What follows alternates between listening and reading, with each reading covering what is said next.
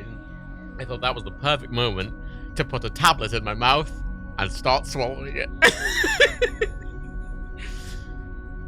I've had 10 minutes, and then I was like, oh, I better take my It's fine. Hello, the chat worked. It's been like 2 weeks since it's been anything. My chat worked. Hello. It's cold. I'm cold. Where's my hoodie? Wait.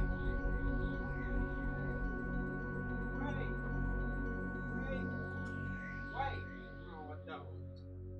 I guess I'll just be cold then. Hello. I'm gonna go to webcam mode because this is webcam mode time. Bam! Is that which button is it? Is it that one? Bam! Yeah, it is. Bam! Hello. I have many stickers. Many stickers. To put on many envelopes. So this was something I was going to do last month. And then I couldn't because we couldn't get the stickers. There was delay in getting the stickers. And I've got to get them stuck for December. So, thanks, Baz. Oh, also, Abby spooked for some. Dan Peter to 12 twiddles. I'll get it to 25 twiddles. Dan Peter said, good morning. It is. Oh, wait, I can look at my watch. Wow, it is that time. It is 9:30. Wow. Got a new watch. Oh. I like, honestly, my favorite thing about the watch is the fact I bought a new band. It's like, oh, look, it's got no, oh, look, it's got no, oh, it's very smooth. It doesn't catch on. How nice. Anyway, I've been very busy. I thought you were moving to a stamp. So, let me briefly explain the sticker thing. So, our intention was to move to a stamp in future. And our estimates were like in 2 or 3 months. We'd like to move to a stamp instead of a sticker. But my thinking was, well, I've bought 2-3 months of these in advance. I want to put stickers on them all in advance, and then we can move to whatever we move to next. So that's what we're doing. However, we are not moving to a stamp. We're moving to something I think is better. Also, the autofocus is on. Sorry, why every time this fucking webcam turns its auto fucking focus back on, and like, stop. All it does is wobble. It doesn't actually help in any way. It just goes. Woo. Anyway, that's smoother as well. We're moving to something better than a sticker. Turns out, I contacted because we wanted to make this simpler. Because putting these stickers on is a mild faff, and also we have 2 different types of mailers that we send out. These slightly larger ones and the smaller ones for international. And these would be 30p cheaper if we were shipping them in slightly smaller mailers we're sending internationally. But those mailers are 70p more. So you're spending an extra 70, but only saving 30, so it's more expensive. However, I hate to Tristan. There we go. There's nothing more. Oh, there we go. Well, thank you. What we are doing is I got a quote. I know, exciting. Wait. Yeah. So I got a quote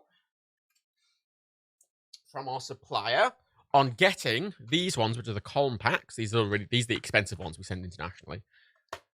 I got a quote for getting these custom printed, with an entire print on the entire front of them,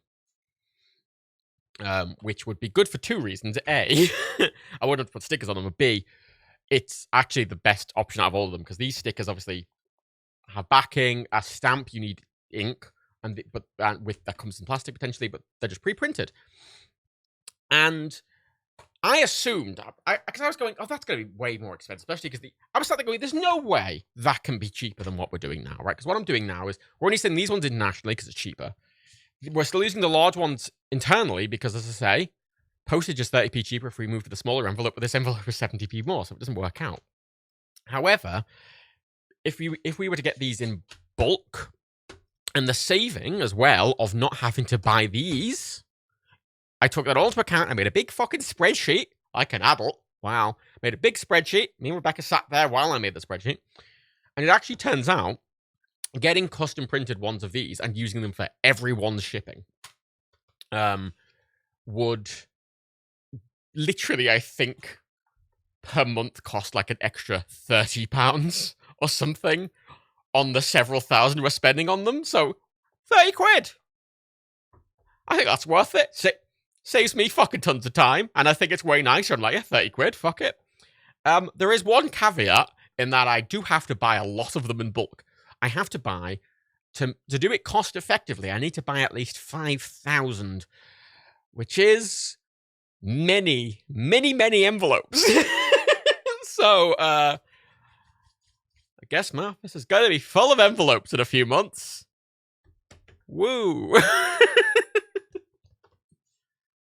fine. That's fine and dandy. Also, I'm gonna, every time I do this, I put my headphones on and I take them off. I take my headphones off. I don't need my headphones. How about you stole them? Well. The boxes, those column packs come in are actually really small. Not only the small mailers, but they're really compressed in. The ones that these bigger ones come in, I can't hear because it's got my dress on, but the ones these bigger envelopes come in, not only are the boxes bigger because the envelopes are bigger, but they're not as compressed, so they just have a load of dead space in as well. So those boxes are quite small. There's 100 per one, so it'd be 50 boxes, which is a lot. It's a lot of boxes. I got a bulk of like 1,000 in one go, which are what I'm going to be doing now, and that was a lot of boxes. I mean, it was 10 boxes, which is quite a lot because they're quite large boxes. They're not huge, but they're fairly large. And 5,000 is a lot. A pallet is 6,500 to be clear. That's the context. If I buy a pallet's worth, it's 6,500. I can't really fit a pallet in my office, so they'll just sit in a corner of my office in a neat pile, I suppose. But I don't put stickers on them. All I'll need to do is put stamps on them. But there is a very exciting prospect from the fact I'm using normal stamps for the UK. Because currently, because we're using large stamps for the UK, we can't use any of the special branded stamps. There's a ton of special stamps that they do. They're the same price as a normal stamp, but they have people on them. They're doing a Star Trek stamp collection. I could send these out with a fucking stamp of Jean-Luc Picard on them. Woo! Benjamin Sisko, here we fucking go. It was a collection of 6. It was a collection of Kirk, Picard, Sisko, Janeway, Archer, and last but not least, everyone's favourite captain, Captain Lorca. You know Captain Lorca? You know, the guy who was the captain of the Discovery for like 5 episodes until it turned out he was Mirror Universe Lorca and then he died. Him! He's on the same level of all those other 5, isn't he? Yeah! Oh, why not Burnham? I don't like Burnham, but why not Burnham? Why not Burnham? Don't know. Why not Riker? Well, because they were going through series captains. Like, Burnham's the obvious choice for Discovery because she's the main character. If you're gonna do a Discovery one, she seems like the obvious choice. I like Lorca, but whatever. Can you get special negative stamps? No, I don't think I can persuade the British. I don't think it's been Royal Mail to do. But one option is I might look into prepaid labels, which the address label would be prepaid. It's just they're way bigger, and I have to use some software for it. And the advantage of using a normal stamp is it just makes everything simpler, even if I have to put the stamps on, which is a slight faff. But yeah, I mean, you can get franking machines and stuff like that, but honestly, like, putting the stamps on, it's a mild inconvenience, but, like, it's not huge. It's whatever. I can just put the stamps on. It's not the end of the world, you know, like, I might look into a solution for that in future, but for now, we're not. Oh, shit, there's many things happening. What's happening? What is happening? Oh, where's my mouse? I've got to move my mouse over. Oh shit, Oblivion Creator gifted 5 subs. Wowee. I said that sarcastically, we didn't mean to. And they resubbed. And Tristan subbed. And Alligator. So I gotta take all of this. Thank you. Wait, and also Tristan resubbed. And stuff and more. And I'm bad. Fuck it. I'm tired, man. I'm tired. Oh my god, I'm hiring a personal trainer for athleticism. There's no twiddle and subs. notice. They're coming up on the screen. Oh, wait, what? It's not in the sound mixer. What's that about, eh? What's that about? Control audio via OBS. Wait. Let me refresh. Let me refresh the last one. I should have played a sound. I saw the sound. I saw the thing do the wobble wobble. Whatever. Excellent. This is the one thing I like about Stream Elements is that you can redo an alert. Anyway, I'm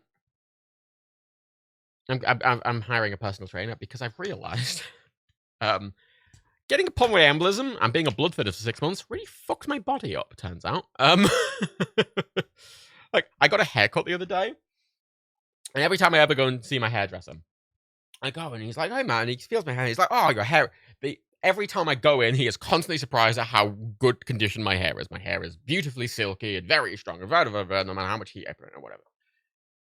And I cannot get cut for a year, and I'll go in, and it's great condition, whatever. And I went in, been about 7 months, whatever. Went, and he goes, "Your hair's in really horrible condition." It's like it's got all the split ends. It's really dry. It seems really weak. Like it feels really. And he was going. And he's trying to figure out. It's like, have you got it caught? Have you changed the product you're using? And I ended up going. I've mentioned offhand. Oh, I've been on blood thinners. And he went, "That'll be it." And I went, "Oh." And he went, "Yeah, they affect everything." And I'm like, "Oh." Yeah. And on that long, and on that length of time, it's affecting growth and everything, and just how stuff's growing. So, my muscle mass is lower, and I feel weak. I haven't quite fully. I came off the blood thinners, and I feel a lot better, but I haven't quite fully recovered. So I'm hiring a personal trainer to help me with recovery, so I hopefully feel better. It's fine. I just feel it's going good times, good. It's fine. It's fine. I've got all my stuff now. All my new techs here. I'm not waiting for anything anymore. I've got my new watch. My Series 7. It's like a Series 4, but slightly different. Wow. But it's got a blood oximeter on, which makes me feel slightly better about myself. Wow. Let's take my blood oxygen level, shall we, everyone? $97.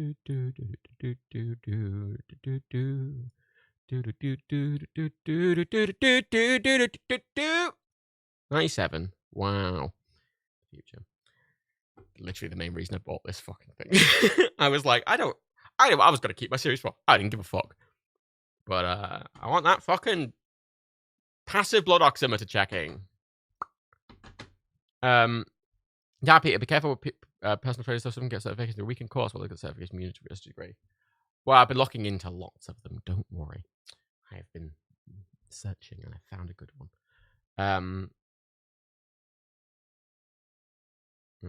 It's got, oh, look, it's got a fancy, it goes to the edge. Wow. It's got an always on display, which I turned off to save battery. It's got a strap. Wow. It's the only difference. It's a cellular one. That's nice. For me, it's an upgrade because it's cellular. And the screen is slightly bigger. And the funniest thing, it's got a full QWERTY keyboard. Which is weirdly not that bad to use for quick texts. Whatever, it's there. And I got the new Mac finally. Which can I just illustrate? Actually, can I illustrate that point? No, like fucking everything. I'm gonna unplug this. Hopefully, it's fine. And it's fine. Excellent. I unplugged my audio interface there from my computer. The nice thing about this audio interface is it doesn't need to be plugged into a computer to work. Wonderful. There's a hype train. Oh, there's a hoop tube. How must work amazing. Ugh. I'm not dyeing my hair. I can't bother. I can't be bothered to dye my hair, so I'm not gonna dye my hair. Right, I'm gonna unplug this button. Press that button. Also, can I just say to you that Google Drive for desktop is a fucking massive, huge piece of shit, and I hate it with every fiber of my being. Right. Here's new chunk boy. Right. Big chunk. Please notice these are both space gray. And you'll notice that this is a very different shade to this. They are distinctly different colours. This is a very light grey, and this is almost black, yet they are both listed as space grey. I know it's a small pet peeve, but I'm allowed it. I'm allowed it. It's great. It's genuinely, this thing is outperforming my iMac Pro that I had. Like, I just in the past couple of days, I did all the Ashen's Advent videos that are going out in December. I did all of them, and I rendered all of them out. And they're 25 FPS videos, 1080p. And there's obviously, well, 26 of them. They average 5 minutes each, aside from the 1st, the 24th, and the 25th, which are like 10, 20 minutes each. And the render took literally, on this new laptop, took less than 20 minutes for all 26 of them. That's insane! Not only that, but then when I did it on the iMac Pro, the one with a 10-core Xeon and a Vega 64 16GB of VRAM graphics card, big chunky boy, it took over double the amount of time. It took almost an hour. So, that's a worthwhile investment. It's nice boy. He's a good boy. He's very nice. But isn't he nice? Wowee. What a time to be alive. Oh, no, it's great. It's absolutely great. Sorry, it's been a while. I'm going to just talk about stuff. There's MagSafe on it, right? There's MagSafe 3. I've used every iteration of MagSafe. I used MagSafe 1 and 2, and now I've got 3. It's such a thin fucking little connector that, like, it's kind of a pain to plug in. Like, the beauty of past MagSafe, you could just sort of put the connector vaguely near your computer and it would just sort of, like, align and plug in. But this is so thin that, like, this is... it's a really big laptop. I haven't owned a laptop this big ever. It's such a... Like... And it's quite a strong gripping force, and it's quite easy for it to not sit in. Normally, it's, like, quite easy for it to sit in next to it and whatever. But whatever. I like it. It's a nice boy. The battery life shit at the moment, but apparently that's due to a bug in fucking Monterey. Like, I would unplug it and get, like, an hour or two of battery life, which is obviously a lot less than 12, but everyone else is getting 12, and I'm like, But it's apparently specifically a software issue with Monterey, which is apparently completely gets fixed in, whatever, 12.1 or whatever, I don't know. Fuck it. I like it. It's a good boy. Running faster in real time. I mean, the other Mac rendered faster than real time. It was always one of the reasons I love Macs for video rendering is their export times are just incredibly fast. They've always just been really fast. Aside from live stream archives, doing live stream archives, rendering out live stream archives just takes 60 billion years on any Mac for me, and I don't know why. I think it's just something to do with the weird, because I download the file directly from Twitch for the Nerky ones, and they're in like a slightly weird frame rate. They're in like they're at like 58.8067 frames a second. I'm like, what the fuck? Okay. Sure, fine. Whatever you say. So it takes ages to render, which seems to be fine on Premiere and stuff. So it's something to do with how Final Cut's handling it, but whatever. It's not the end of the world. Whatever. It's fine. What's the last thing? Oh, I bought a bag for it. Let's talk about this. It's been a while since the stream, but look, I've got a bag for it. Because, oh my god, it's such a big laptop that I did not have a bag that fit it, and the whole point of buying a laptop is to transport it in places, so I needed a new bag, so I bought... It's a bag, it's a big bag. I bought a smaller version of this bag, and it was too small, because the laptop's really fucking big, which I don't like. I don't like how big the laptop is, if I'm honest with you. I almost regret not getting the 14-inch, because the 14-inch... you can get the same specs, but apparently it thermal throttles a little bit, and it can't have a high power mode. And I'm like, well, it's going to be at my house most of the time, so fuck it. It's fine. It's fine. It's fine. Also, this bag, look, it's got, oh, look how many magnets it's got. It's got a magnet. Look, it's a magnet latch. Ooh, magnets. Ooh, magnets. How do they work? Wow. Wowee. This was a really expensive bag. Fuck me. It's it fucking... Sorry, I look, right. It opens from the top with this fucking stupid big chunky latch thing. Like, oh, it opens there. Oh, the bag. But it also opens from the side. Both sides. So you can... And it can be like a cat. I don't know, man. It's neat. Oh, I was looking at bags, and that laptop I have there is a £6,500 laptop, and I did not want to put it in a £20 bag I got off Amazon, so I bought a nice bag because fucking hell, oh my god, I'm paranoid. Holy shit, it was expensive, but cheaper than the iMac. Lest we forget that. I mean, I got the toppest one, the highest end boy, because and keep in mind, most of that price is the price for extra storage space, because Apple take you for a fucking ride if you want more internal storage space. So I got the 8TB version because I had 4TB of internal storage in the iMac Pro, and I was constantly hitting the limit and had to keep moving stuff to an external drive or deleting stuff, which is a massive pain in the fucking dick. So I got the 8TB boy, which is good. Good boy. Good boy. But it's expensive. Oh, it's expensive. Best external hard drives. Even then, no, it's not. Like, you want... almost all that space was taken up by, like, video project files. And the whole point of these internal drives is they were incredible. Those internal drives have... Their speed tests are about 7,500 megabytes a second. Megabits. One of them. Point is, they're very fast. Ludicrously fast internally. And you want that speed. So I got an 8TB one. Like the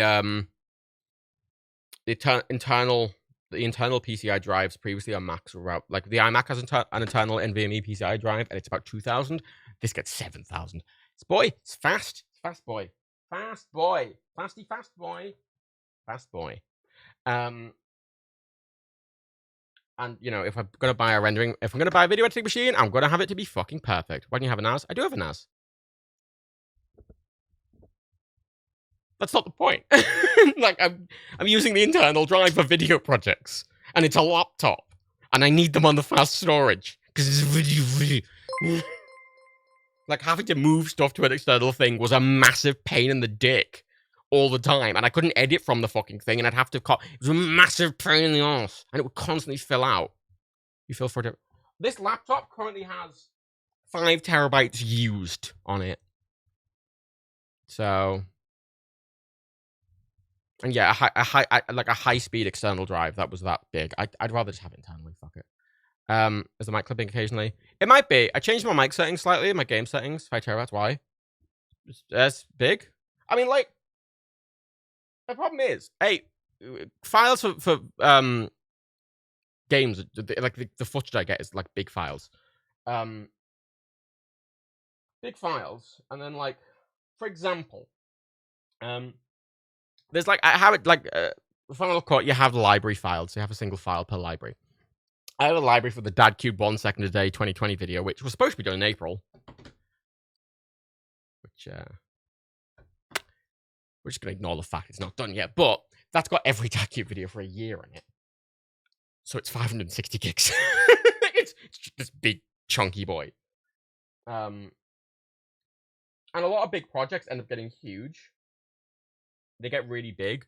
And because of how Final Cut works, it puts loads of render files in the project files as well. So the project files end up going like double the size of the video that's in them because of all the render files that it pre-renders. So they end up being big. So I storage space. I will use it. That's the person I'm for. Fuck it.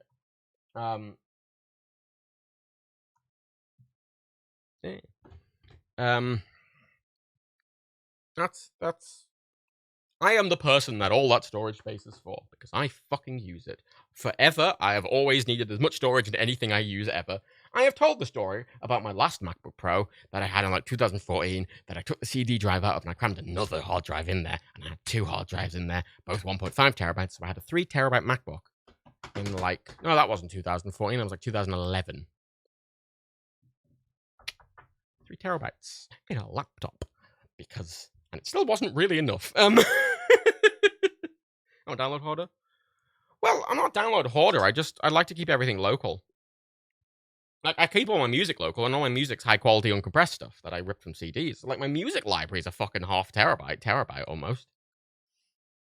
All these video projects. I mean, the thing is, this is a video editing machine. It's a work machine. And I need it to be non-intrusive in any way. Anything that gets in the way just makes everything like exponentially slower. Something that might only take me 20 minutes. If there's one little thing that like stops me, like, oh, there's a storage issue, I have to wait, and it ends up just adding like an hour to it. Like, no limits. That's the whole point. It needs to have like fucking balls to walls. And keep in mind, right, that iMac Pro I've got over there, sat on the floor, was about £8,500 when it was new. And weirdly, that's one of the most price competitive products Apple have ever made. Which I know sounds insane, but when you're looking at like 10-core big Xeons and Vega 64 graphics cards and a good 5K P3 display, with a really fast RAM, a really fast NVMe 4 terabytes of storage, and Thunderbolt 4, and yada yada yada, you'd be actually paying that much for an equivalent PC as well. Which we have done. Like, all our editing machines throughout the entire history of the channel have been our biggest expense. One of our biggest expenses is having to buy a new editing machine every, 4 years or whatever. And that's one of the big important things we have to budget for, is that every like 4-ish years, we have to spend a fuck ton of money on a new computer for editing videos. Previously, that was Dan's computers. Now it is these Macs.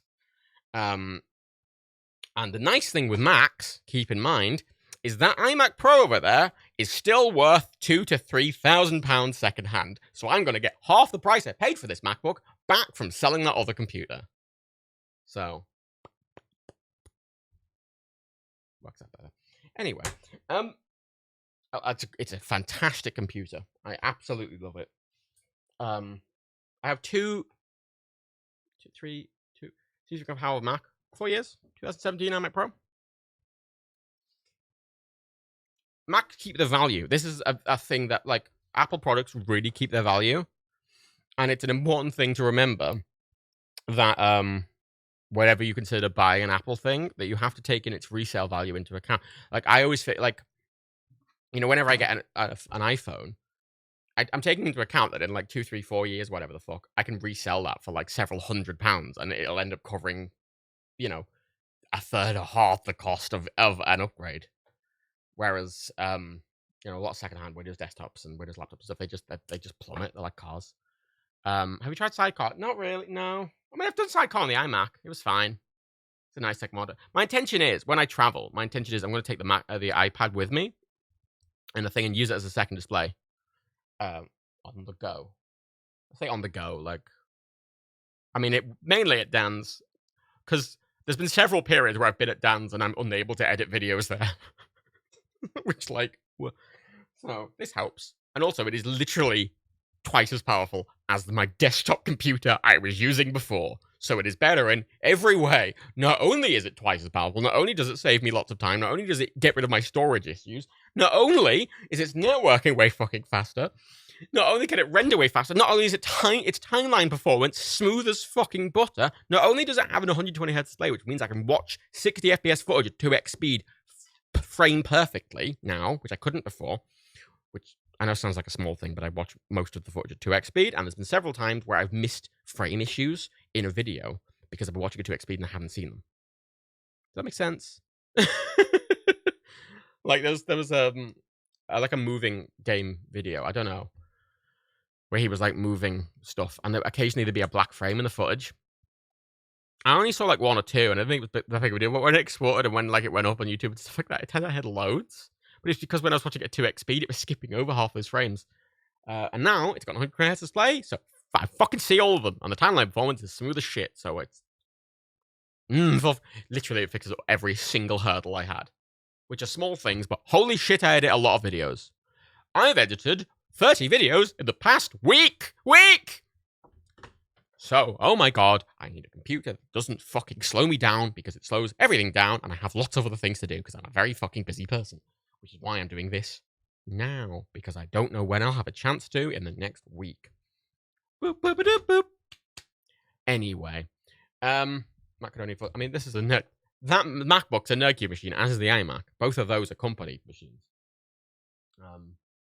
Because they exist explicitly to to do work on. I would, if I did not work for Nerdcube, I would not have these machines. I would at worst maybe have like a MacBook Air, like a cheap MacBook Air. Tony James, at least you aren't doing the day before like you were last year. The problem is this year, I did the Ashen's Advent series. I've done that now. I kind of sped through that. Please don't have work. Well, there's a reason there's not been any videos on the main channel in the past couple of weeks. Because I was kind of burnt out and I need to slow down. So I've edited all 26 Ashen's Advent videos. And then we are doing an Advent series as well. Like we did last year with having a video a day, which is like a Game Awards thing every day. We're doing that. But we also are going to be putting out at least a plays video a week. Father and Thunders is coming back. I need to edit through that as well. How many videos are on my to-do list? Let's have a look in my processing pile folder. I've got 5 plays videos, 5 Father and Sundays videos. I've got a Christmas special toys video that I need to go through. I've got 25 days of awards, so that's 35, 40-ish. Then I've got another 4 Dagcube videos to process through. I've got like 40 things to go through. Which quite a lot. So I need the computer to not get in the fucking way. Which is why I will fucking pay the money because it's worth it. It is worth it to us. It was years ago, right? Years ago. I remember as a kid, I used to go on the Apple website and I used to click their most expensive machine. I used to spec it out with like the top end of everything, and I'd see it would cost like $8,000 or whatever. And I'd go, who the fuck would pay that much for a computer? Now I'm that person. Oh no, I've become everything I hate. But I'm a business. And keep in mind as well, that computer was $6,500. Before that, we get 20% back on it, so that works. So it's about $5,000, 5-ish grand, which is still very expensive, but cheaper. And then $5,000. Then we're going to sell the other computer for like $2,000-3,000. So then the actual full outlay for that computer is maybe $2,000-3,000. Which, for everything it does, holy fuck, that's worth it. Oh my god, that's so worth it. That's very worth it. Super worth it. Worth it. Worth it. Anyway, I'm going to put stickers and things. The thing is, I've got my video, our video sort of production has gone up. As in, like, we're doing more videos now, because we're doing 2 plays. We were supposed to be doing 2 plays a week. We haven't done that in a little while, but just loads more videos to do, generally speaking. And I've also got these to do. I've also got these to ship. And all the customer support to do. I say customer support. That's a false equivalent. Well, not false equivalent. That's a kind of... It's not... You get what I mean when I say it, though. Did I put that last one? No, I put it on right. It's fine. Patreon doesn't format, so I have to format all the addresses myself. I have to double check all the addresses myself. I have to contact a lot of people who aren't getting it. Some people haven't got their prints for various reasons. One of the advantages of me doing it this way with normal stamps and not using prepaid, or the post office has a drop and go thing where you have an account with credit with them and you can drop stuff off and they'll blah it. The advantage of this method is if I need to ship one out to someone who's missing, I can literally just put it in an envelope, take it to the post box closest to me and put it in, and I don't have to go all the way to the fucking post office. That's the advantage of the stamps, is that they are more flexible than other solutions, which is important. Flexibility. I'm wondering if it'd be more cost effective to get an extra person to help you with these, but since it'd have to be shipped to them, or you vice versa, probably not. Well, not only that, but the whole point of this, to keep in mind, is that prior to this, we weren't really making enough money to sustain ourselves as a business. Like the business was losing a bit of money every month. It's a very slow bleed, but it was a bleed. So what this has done is allowed us to actually balance the books. This does not make enough money as it stands to hire another person. This has made it so we are not losing money. Which is the whole point of it. And if we hired someone to do this, another person, that would sort of make the whole thing redundant. Wouldn't it? The whole thing redundant. What's not paying for the MacBook? As to say, I do all our budgeting, obviously, and the monthly budget is obviously payroll, tax, general expenses. Like for example, we pay for a Dropbox business account, which is like £1,000 a year.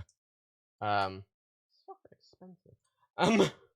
We pay like £1,000 a year for Dropbox. We pay like another fucking £400-500 a year for Google Drive backups. We have to pay our accountant, which is several £1,000s a year for our accountant to do all of his work, which is a lot, several £1,000s a year. And just just general software licenses and stuff like that. Buying software, buying hardware that breaks, even just general peripheral stuff. Now this stock, like this is costing several £1,000s a month to do. And tax, obviously. And then money for savings. I say savings in sort of that kind, but like money that's put away for bigger, longer term expenses, like these high end machines. Because I say that's an expense we have reasonably semi regularly every few years. The equipment's expensive. That's the thing about doing this like as a professional thing with multiple people. It's fucking expensive, and the equipment's expensive, and everything involved with it is expensive because it's how it works. It's a business. Everything becomes expensive. We have two. So how it is, I have an external.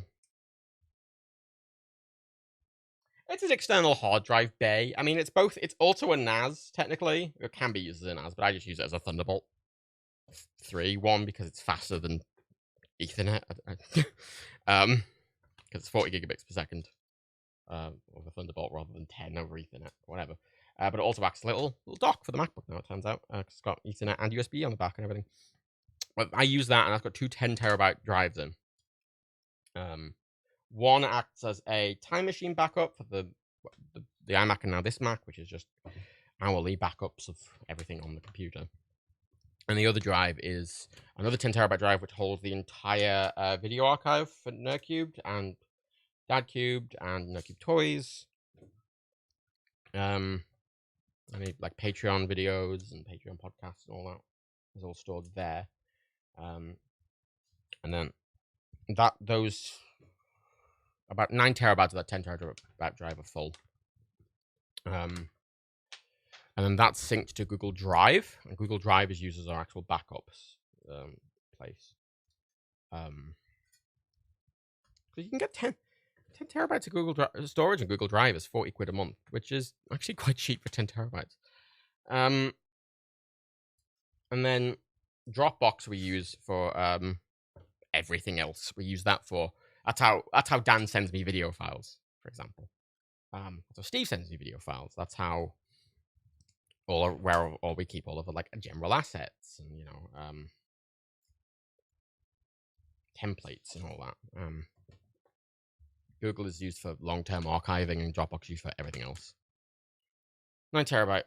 9 terabyte for all the Nerdcube videos, all the Dadcube videos, and all the Toys videos. I used to back up the live stream archives, and I stopped because I filled up that 10 terabytes very quickly. So I stopped, and we don't back up live stream archives on our drive because yeah. Thing is, videos aren't that big. It's not like we're doing one a day. Like the exported files aren't that big. They're compressed for upload, so it's not raw footage. It's just the exported the final video file. That's all. It's not like the entire video project or anything. We don't keep raw footage. There's no no. There's no point in keeping raw footage. Well, if we need to, because the thing is, right? We like live streams.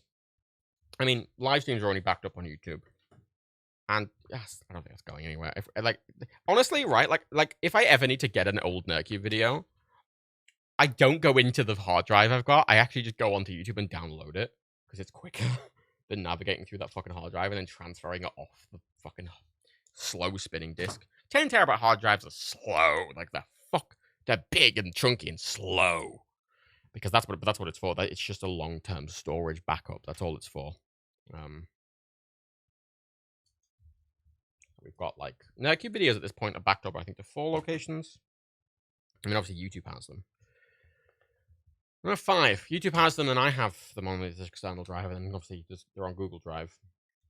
And Dan used to have them locally as well, and I think he still does have most of them locally, but I think he stopped updating it. And then Twitch has a lot of them. It hasn't got them in the past couple of years, but when they allowed video uploads, we actually we copied all the videos from the NerdCube channel over. So Twitch actually, the NerdCube Twitch has most of the old videos as well.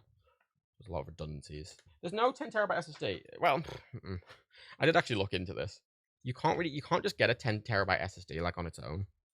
I couldn't find one you could just buy. You can get like 6 terabytes and even 8 terabytes, but they are insanely fucking expensive, like ludicrously, and 8 terabytes is not enough. As it stands, the footage takes up 9. So I need 2 in RAID. I don't want to do them in RAID because then you need suddenly redundancies because SSDs are less reliable than hard drives for long-term storage. So then suddenly you need 4 for redundancy. You need your 2 in your RAID. You need like a RAID 10 array then, which is just so insanely expensive for it not to be worth it.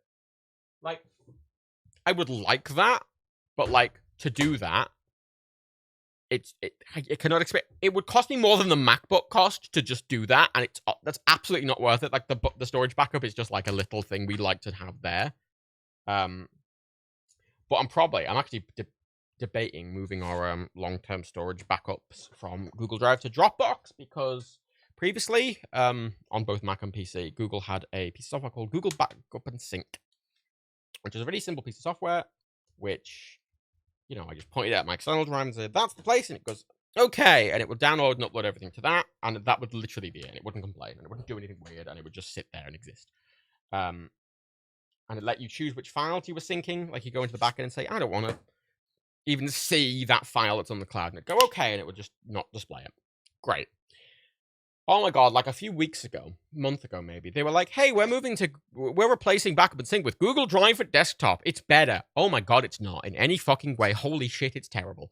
It's just like, you install it, and if you install Google Drive for desktop, it just forcefully installs Google Docs, Google fucking Sheets, and Google Slides on my fucking computer, which I don't want.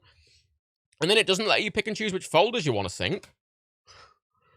You either have to see all of them or none of them. Not only that, but for some reason on the Mac, I don't know how it works on the PC, but on the Mac, it puts 3 shortcuts to itself in Finder. It puts one in the sidebar, it puts another one in the sidebar, and then it puts one in my home folder. 3 shortcuts. I don't need 3. And if I delete them, it automatically re-adds them quite quickly. Which is really fucking annoying. And for some reason now, it isn't just reading like the thing, it makes like a virtual drive, and then it has to make like in my Mac, it's made a virtual network drive in my computer for some reason, which is what it's. Why? The other one was great. The other one worked fine, and they've just done this, which is just terrible, and I hate it. But I want to move to Dropbox, but the problem is, Dropbox by default doesn't let you back up. I found this. Dropbox supports backup for external drives, but only on personal accounts, not on business accounts, for some fucking reason. So like, and my Dropbox folder's obviously in my document. I can't set thing. But there's another piece. There's a piece of software I got recommended on Twitter called InSync, which is like a piece of software that can actually sync your Google Drive and your Dropbox and some other cloud storage all in one app, and it's a bit more flexible. And I got that. It was in a Black Friday sale. I got like a fucking lifetime enterprise license for like fucking 15 quid. I got that to try, and I was going to use that for Google Drive, and then I turned it on, because I had a problem as well. Google Drive for desktop. When I got this new computer, I plugged in the drive, which obviously still had the 9 terabytes of videos on it, whatever, and I installed Google Drive for desktop, and I pointed out the drive and went, okay, that's the drive you're using. And if that was Dropbox, Dropbox would look at that and go, okay, I'm going to check all the files that are in there, and it'll go, they're the files I've already got. And it'll go, cool, you've already got those files. And it takes a little while to check everything, but it goes, cool, you've already got the files, not going to do anything. You go, great. Google Drive looked at that when, the folder's not empty, we can't use it. And I'm like, yeah, no, it's not empty. It's full of the files that you have. It's like, no, we can't use it. It's not empty. So the only option, if I want to use Google Drive for desktop, is to delete the entire drive and re-download all 9 terabytes from the cloud. And I went, why the fuck should I do that? So I got recommended InSync. So I downloaded InSync to try. And I thought, I'll be able to use that instead. So I turned that on and I pointed at the drive and it went, cool, we'll sync that. And I went, okay, I left it for like 5 minutes. And I came back and then I'd noticed, you know what it was doing? For some fucking reason, it didn't make the connection that the files I already had were the files that Drive already had. So it just started duplicating everything. It was like, oh, you've got 2 files that are named exactly the same and they have the same size. They mustn't be the same file. I must just re-upload the file and add a 1 after it. And I'm like, Jesus Christ. So I had to aggressively stop it before it just started duplicating everything. Which fucking, yeah. So I ended up giving up. And I went, fine, I'll just fucking do Drive. I've got fast internet. Fuck it. I will just re-download everything. It's less, fuck it. I don't have to deal with all the faff. It is faff, but fuck it. The rest of it seemed like more faff. I mean, I don't have to buy anything. Or whatever, so fuck it. I wiped the entire fucking 10 terabyte drive. I pointed Google Drive for desktop at said drive, and it went, cool, and we'll download stuff there. And I went, great. I left it on, and I went to bed. And it was downloading. The nice thing about Google is it will download at its full 1 gigabit per second, which, notably, InSync, for some fucking reason, didn't. I left InSync running for like 5 hours, and it only downloaded about, 100 gigs. Which is fucking slow for me. Very fucking slow. So I left Google Drive syncing when I went to bed. Got up in the morning, had a look at it. It downloaded 4 terabytes. And I went, oh, that's very good. And then it went, we can't download anymore. Your disk's full. And I went, that doesn't make any sense. It's got a 10 terabyte drive. It filled my entire 8 terabyte internal drive. And I went, why the fuck have you done that? And I looked, and it goes, yep, we're putting those files on your external drive. So the external drive had 4 terabytes of files on. But also, the internal drive had 4 terabytes of files on. I went, why the fuck? Turns out, it put a cache folder on the internal drive, and in Google's infinite fucking wisdom, its cache folder was just duplicating everything and not deleting them. That's not a fucking cache! That's not a cache! That's just a duplicate! You fucking useless people! Oh, so angry. So fucking angry. So fucking angry. And then I'm like, well, how the...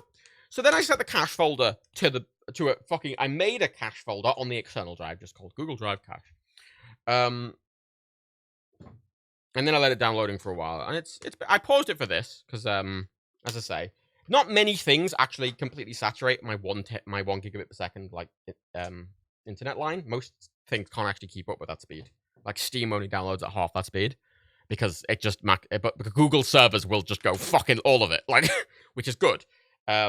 But it means it does completely saturate my line. I got a call from my internet provider this morning. I woke up to a phone call. And it was a guy being like, hi, your internet usage has gone through the roof. Are you doing that on purpose or is something wrong? And I'm like, no, I have to download 9 terabytes of files. And he goes, oh, okay. I was just worried. We were just worried someone might have been using it for nefarious reasons or something without your permission. I went, no, it's all good. And he went, okay. I was using so much data. Downloaded 4 terabytes in like 10 hours. But it was downloading for this, and I genuinely don't know if I could download the full Because, like, if it was duplicating the files of the cache, even if it's on the external drive, well, it can't. If it's going to duplicate every fucking file, the external drive doesn't have 18 terabytes of storage on it, does it? So I don't know what the fuck it's going to do. Which is a concerning prospect, because at that point, how the fuck do I get all my files? Because I fucking wiped the drive to do this, so I don't have the files locally. In that concept, how the fuck do I get my files from Google? I can use InSync, because they don't seem to do the same caching thing. However, InSync takes 60 trillion years. Like, 60 trillion years. Takes fucking forever. So,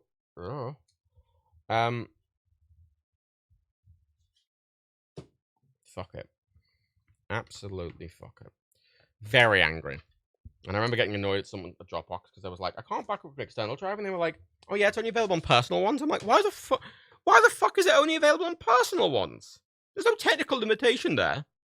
Like, you sign into both a personal and business account. On Dropbox for desktop, you can sign into 2 accounts at once. And you can, like, set anything. You can back up your home folder, for example, and you can just point it at either your personal or business one. I'm like, why the fuck?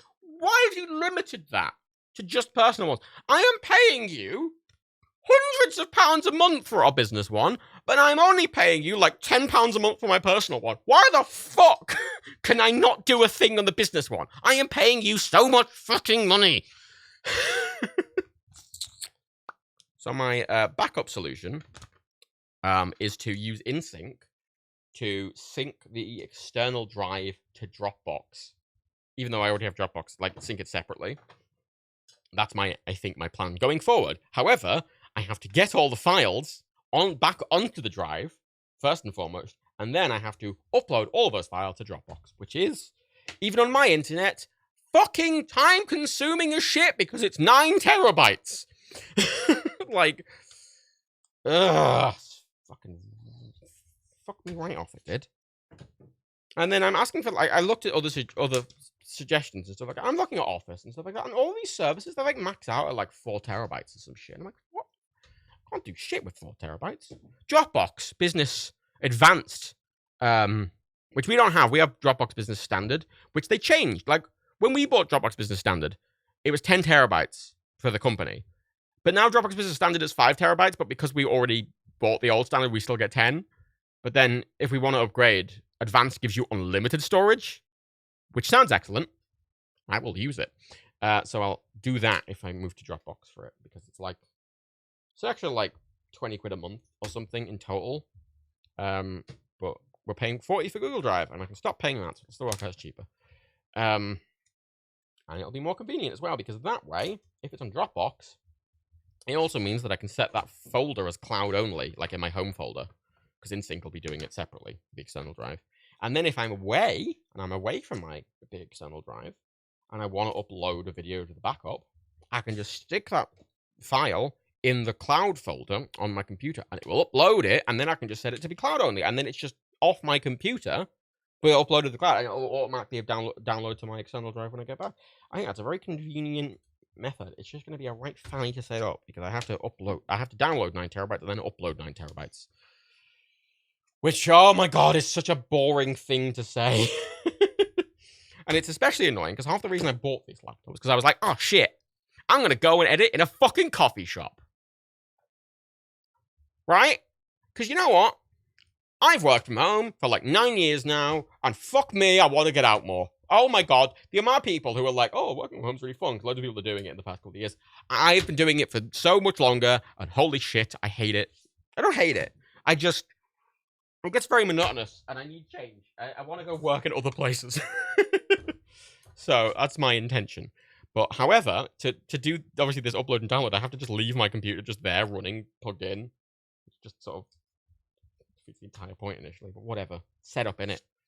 It took ages to set this up because I had to transfer everything over from my old computer. It took fucking ages. It was Thunderbolt 4 and it was over SSD, so it was relatively fast, but it still took a few hours. That's why there's not been any videos. It's been because I've been a bit ill. I've just been ill. You know when you just feel generally under the weather? Like you just feel generally lethargic and like sick, but you don't have anything. You're just like you just feel blah. I definitely don't have COVID. I can tell you that much for free because I have done 5 tests. I did a proper one and I did 4 laterals. I do not have COVID, but I don't have cold or anything. I just feel a bit under the weather, and I say both my hairdresser and my therapist, interesting bunch of people, both think I'm burnt out, both physically from just both because I kind of was on those blood thinners, and I kind of in my head being on the drugs was the recovery. But also the drugs did a load of damage, and I didn't really consider that I needed to recover from being on the drugs, and I haven't because I came off the drugs. And I just started doing loads of work. So I started doing this the week I came off the drugs. I was like, yeah, I'm fucking gonna post everything. I'm gonna do 60 billion videos. And everything's gonna be great, and I'm gonna travel loads. I've gone back and forth to Dan's like 5 times. I haven't really taken a break. So like over the past couple of weeks, I have been working, but like slower. I've been at half mast sort of thing. Which is why there's not been any like played videos out, because I've kind of said I'm not going to overstress myself and doing. I was going to try and get one out of the weekend, but I was looking at my calendar going, oh, it doesn't matter. I had a scan today. I had a CT X-ray thing on my teeth, which was fucking rad as shit. But they have to put you in a fucking like vice. They have to put your head in a vice so it stays completely still for the scan. So you're in this fucking like vice for like 5-10 minutes, and you can't move your mouth or move your head at all, which is yeah. And I'm like, so I want to get the advent stuff because obviously that's time sensitive. And I want to. A part of the thing that I've been working on, both personally and with my therapist, part of the problem with my job, is that I do a lot of different jobs. I do a lot of different jobs, and mentally, jumping between them is not very cohesive. Right, like if I have 5 things on a burner, jumping between those 5 things is really overwhelming. And it's better mentally to just do one thing at a time, because then my to-do list doesn't just go and explode. So I've been making a point to just finish things and tick them off. Like the Advent series, like last year for Ashton's Advent, like I did them in weekly batches pretty much. I did them in like 3 weeks, 3 or 4 batches. And the Nerky ones, I was doing them like, not on the day, but I was kind of doing them slowly as I was getting to them. But I've made a point this year. Like I did all the Ashton's videos over the past couple of days. I've done all at once. I've just kind of sent them to them. They're done now. So they're just completely ticked off, and I'm going to get the Nerky ones done. I'm going to get these 3 Dagcube videos done because I'm behind on them. I could have done them tonight, but I need to get this done because this is just outstanding, which is why I'm doing this, because this is just a thing that's just. It's these I want to point out. These are very literally physically outstanding because I can see them, and there's just a pile of stickers in the corner of my office looking at me. So, and I need to ship these. The December ones were the ones that are going out in December, the November ones, because they have a bit of a holiday theme to them. So we want to get out as soon as possible. Obviously, there's generally in around December the postal services get really overwhelmed, so we're trying to like get in as soon as possible so we don't sort of. So I want to ship these as early as I fucking can. Like the day I get them, my intention is I'm going to pack them immediately. The day I get them, I'm going to ship them all the next day. Get them, pack them that evening or whatever, depending on what time I get them. I'm going to pack them all into these because these are pre-stamped and the pre-thingies, and I'm going to print all the labels off in a couple of days, the address labels, and I'm just going to fucking do them all and get them all out the next day, and they're just gone. I'm done, and I don't have to worry about them anymore. So it's a lot of that, taking it one step at a time, and that's why I'm not over stressing on getting, because I'm trying to get ahead on each thing individually rather than all at once, because it's genuinely very confusing and overwhelming. Because I've got all the shipping and stuff to do, I've got all the video processing work to do. And I moved to a new computer, which is a whole fucking thing. Then I've got all the business stuff to do. I've got bookkeeping and accounting, and I've got to fucking approve of that tomorrow. That's what I'm going to do. I've got to go through an entire VAT return, make sure that's okay, and approve it and send it over to HMRC. Like a lot of plates to spin,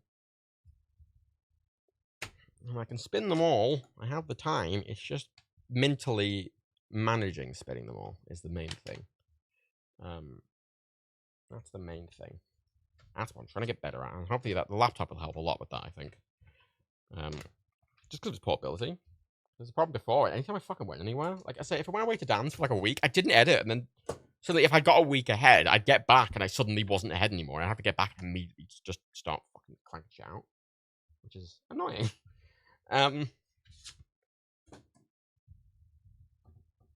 Oh, with Creator, as I was saying earlier, we're not doing a stamp anymore.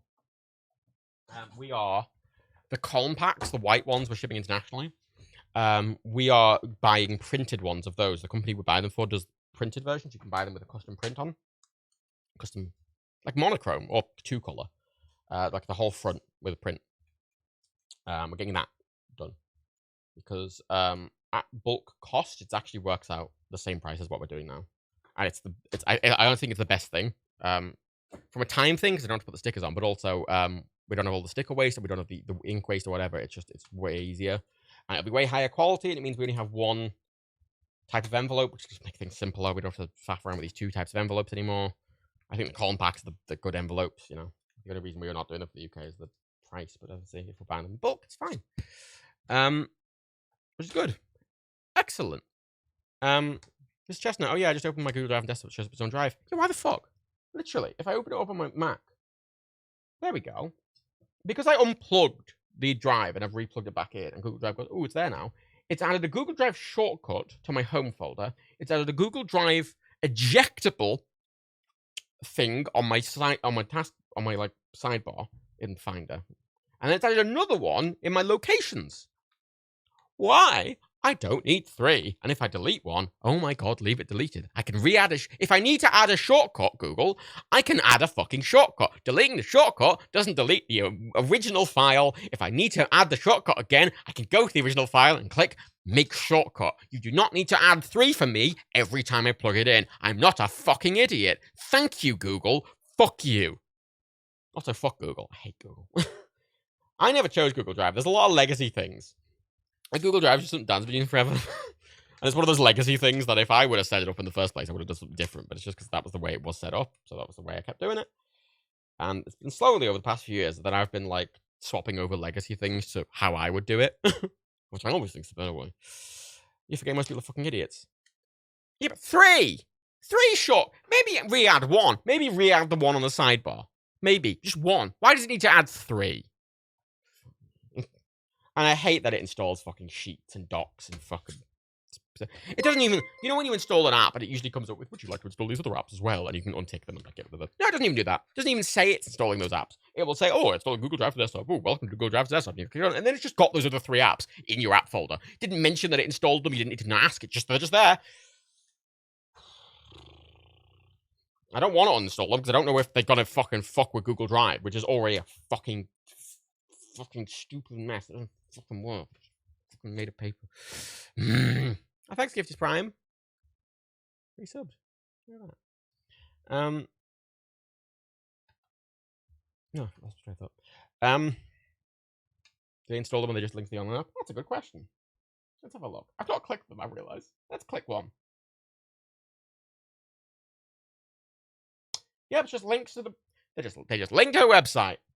It opens a little app, the app bounces, and then it just closes, then it opens the website. What a waste of everyone's time. Oh my god, I don't need that, Google. I hate you. Thank you. I hate you. Now, you see, I have a feeling that if I remove them, considering it keeps adding these fucking shortcuts to my entire library, I have a feeling it's going to re-add them. And if it doesn't re-add them, I have a feeling it's going to re-add them every time it updates itself, which it will do a lot because it's a Google product. So my plan is to stop using the Google product entirely. That's my plan. That's my solution. It's going to take a while because I fucking hate Google and I don't want to use any of the fucking bullshit anymore because it's just fucking... Everyone goes on about Apple's fucking force you into the ecosystem and stuff like that, but you know what? Every Apple device I have, if I go onto a fucking Mac and I go, oh, I don't want to use Safari, I just change the default. It goes, okay, and that's the end of the fucking discussion. I want to get rid of default apps. There you go, they're fucking gone, mate. You don't have to use them. You want to never see Safari again? Be my fucking guest. It's gone. I'm like, great.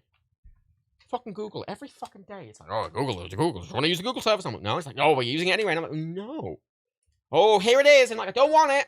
Oh my god. And I'm paying the money. And like, I'm paying you for this thing. And it's like, oh, we changed the thing to make it worse and force more things. And I'm like, oh my god. Stop. Stop. Please. It's a service I've been using for 8 years, and you suddenly go, oh, I'm going to fucking change it completely. Wow, this fucking long-term backup storage solution that you've got. Oh, we're going to break it fucking completely. Because there's no as well, they're all backup and sync applications. There's absolutely no reason on a technical level they needed to discontinue it. They could have just left it in existence. They could have stopped updating it.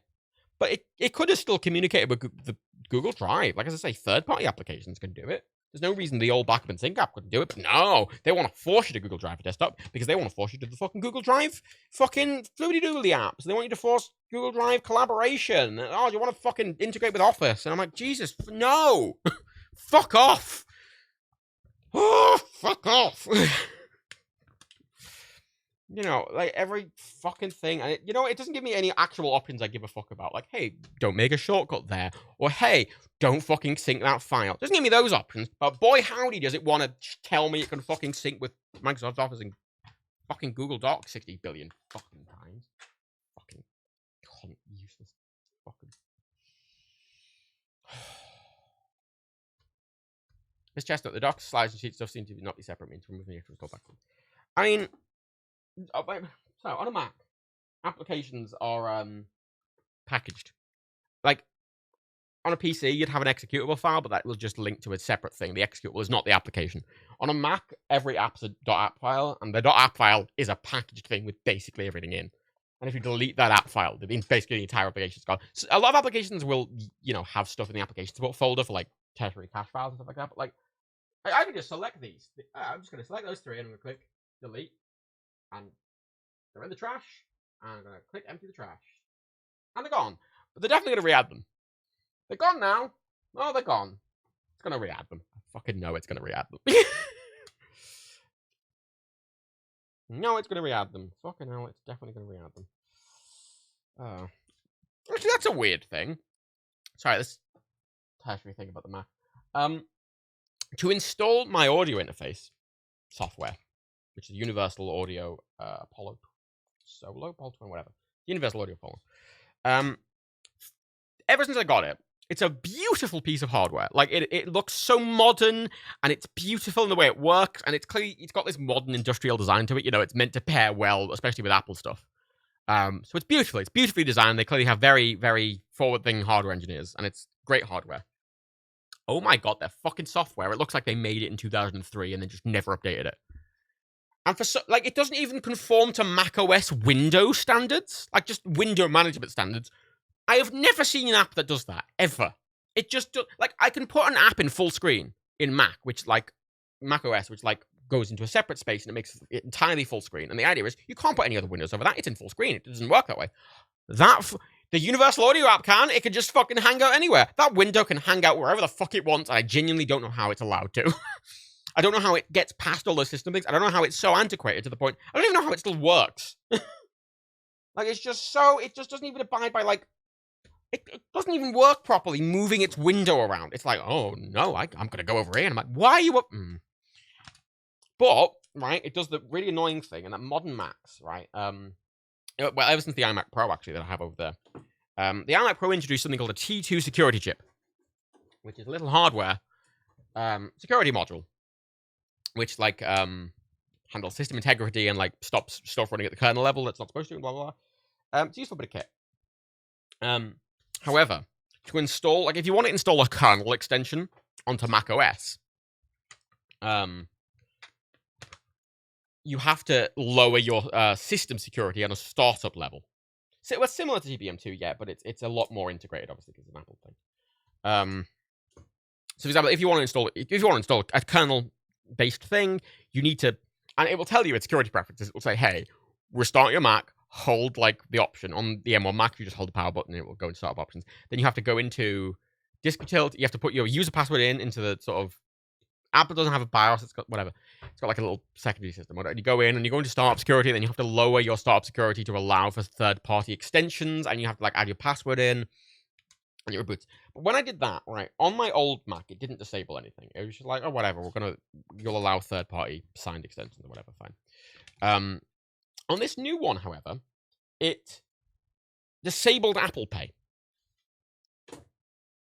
Which, the only difference on Apple Pay on that machine versus the old machine didn't really do Apple Pay natively.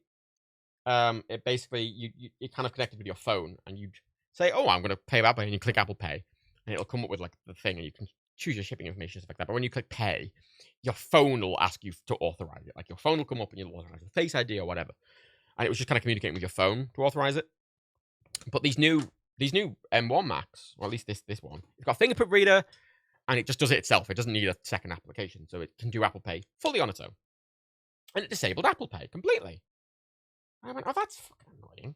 That's annoying. Why do I have to choose between having Apple Pay enabled, which is very useful and I use all the time, or allowing my audio interface to work? And the two problems there. A, oh my god, Universal Audio update your fucking app. Holy shit, why is your app so out of date? Holy shit, there is no reason their app should even have to work like that. Everything about it is so outdated and broken. How the fuck? But secondly, why the fuck does it disable Apple Pay for that one small instance? Like, that's not... This kernel plugin isn't impacting Apple Pay in any way. Like, but then, the weirdest thing, it disables Apple Pay. And then, like, a day later, Apple Pay starts working again. And I've added my card, and Apple Pay works now. And I'm like, what? Oh, not complaining. Just let me do it. So, above created to fix the issue that it wasn't allowing you to run multiple things at once. Yes and no. So, for those who don't know, one of the big things I really liked about Apple Compressor, which is like Adobe Media, Apple's version of Adobe Media Encoder.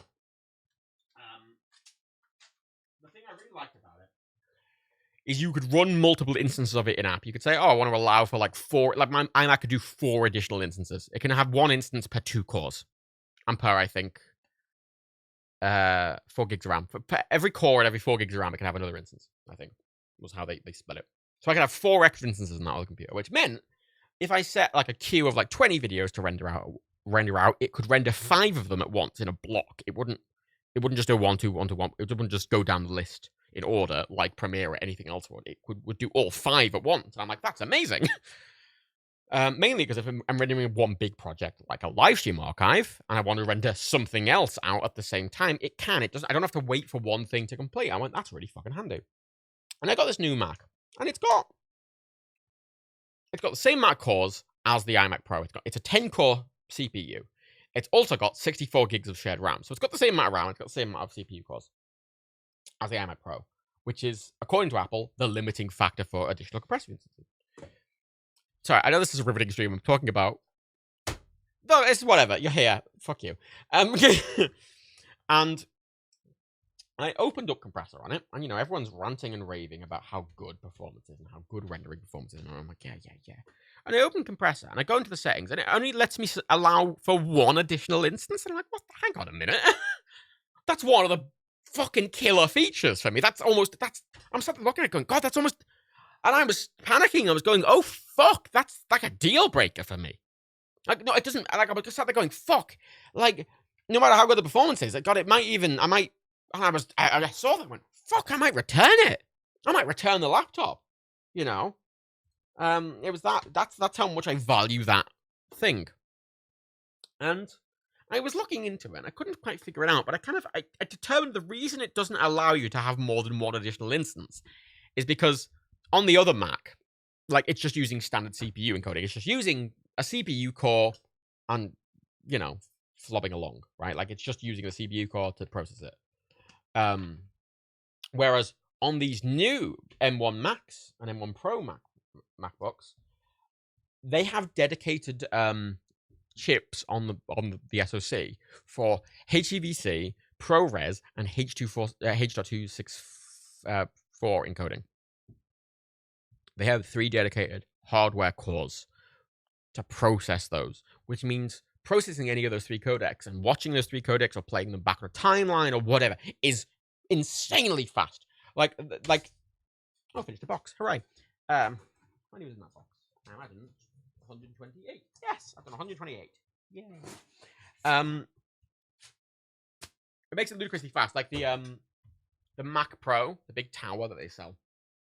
One of the big things they were selling with that was a ProRes accelerator card. It was just like a PCI Express card, like a what? I can't remember if it was a 1 or 2 slots, but it was just a PCI Express card, and it acted as a ProRes accelerator, and it was a dedicated card to just encode and decode ProRes video. The idea being it would just if you were working with ProRes, it would just make everything insanely smooth and insanely fast. It was just this entire dedicated thing dedicated to just that. And it's like a £2,000 PCI Express card that is going into your 10 grand computer, right? So but the core they've got on these new MacBooks, the ProRes core in these MacBooks, which is what it's a ProRes accelerator just like the Mac Pro. It's faster than the one in the Mac Pro. You could buy a MacBook Pro with the M1 Pro, that's the normal M1 Pro. You can buy the £2,000 model of the MacBook Pro, right? The base model, and in ProRes encoding, it will outperform a Mac Pro with a £2,000 ProRes accelerator card because of how good they've got their fucking SoC. It's insane. But this is the thing. So, because it's using these dedicated hardware encoding cores for those 3 codecs, that means obviously it doesn't have 5 H.264 hardware encoders. It doesn't have 5 of them to do 5 compressive instances. And I'm looking at it going, oh, could you not just let me, have a normal, hardware accelerated core, and then let me run 4 more instances that are just using CPU accelerated, just standard CPU? Because I'm sort of going, well, CPU's still fucking fast. It turns out, oh, what?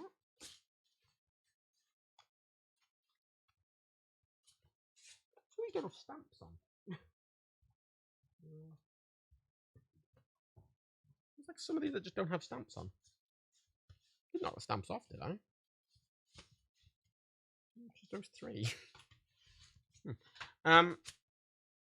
It's so I can run 1 additional instance. Which is honestly, I've sat there going, I want to run 4. If it could run no additional instances, it would be a deal breaker, but it can run 1, which means if there is 1 big project rendering, it can still render a second one. It can still render a second one. I'm sat there wondering, is it still faster?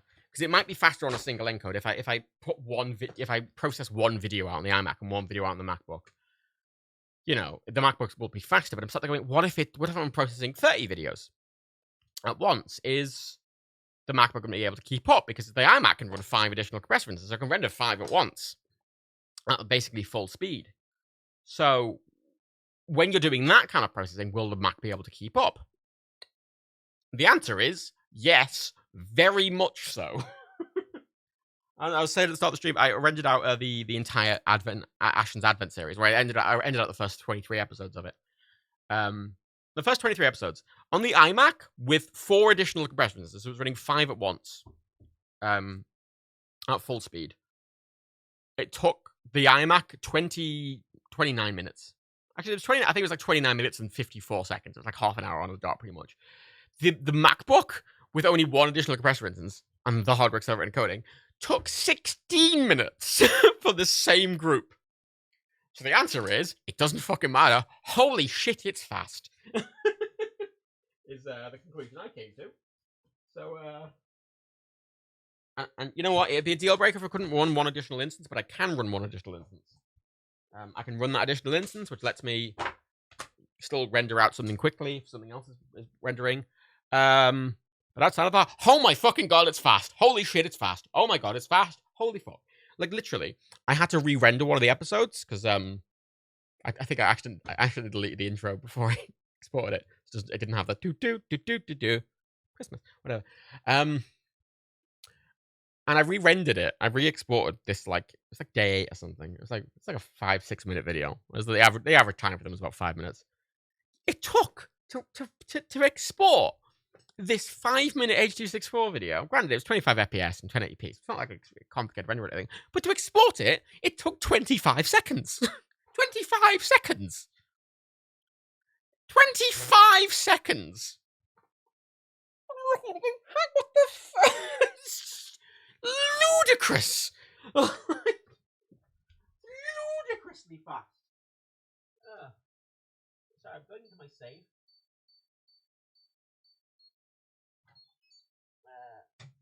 Yeah. Oh.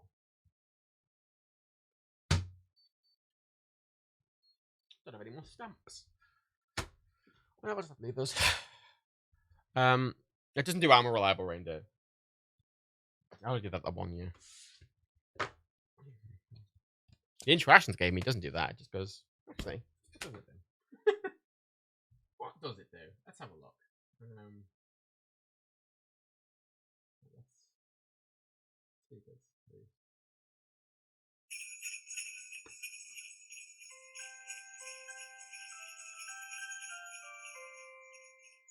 Hello, ho, ho.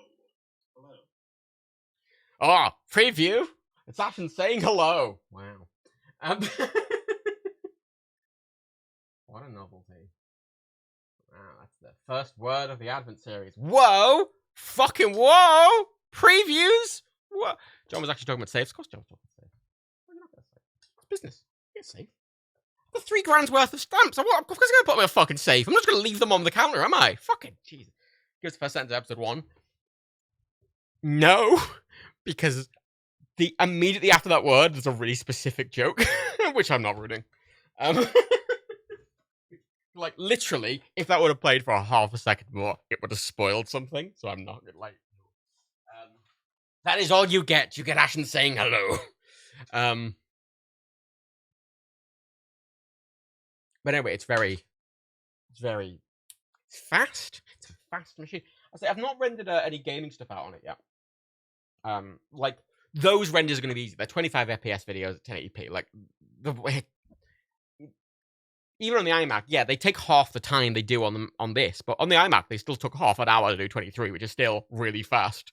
The MacBook is just, like, you know when you're talking about, like, supercars, like, oh, this car goes 0 to 60 in, like, 2.9 seconds, and you get, like, fucking, you know, you get, like, an electric car, and it's like, oh, I can do 0 to 60 in 2 seconds, and it's like, you know, 3 seconds, very fast. 2 seconds is 33%, it's almost double as fast. But at that point, they're already very fast. Like, you know, you know what I mean. But for the bigger encodes, for the big plays videos and stuff like that, I'm curious. I'm curious. I've rendered out because I rendered out so far on it. I've only done I did the Fuck Your Doctor Who podcast, which I think took like 3 minutes, and that was an MP3 export of like a 2-hour thing. So 3 minutes, good. I did those Advent videos. I will say I've been editing on it, and it's timeline performance is just amazing. But again, it's easy footage. But even when I go into like, even if I go into like, by the way, there are some videos, plays videos, that are unedited and have been, but like were recorded ages ago. Like, because Dan was recording more videos than we were putting up per week, so we just ended up with a backlog that was just there. So there's a Blade and Sorcery video. It was like he recorded it in like the first week of the pre. So he recorded like 3-4 months ago, and it's just sat here. It's gonna go out soon. But even like that footage, like just plays smoothly, even at 2x speed. It's just no lag, no frame drops, nothing. Just boom.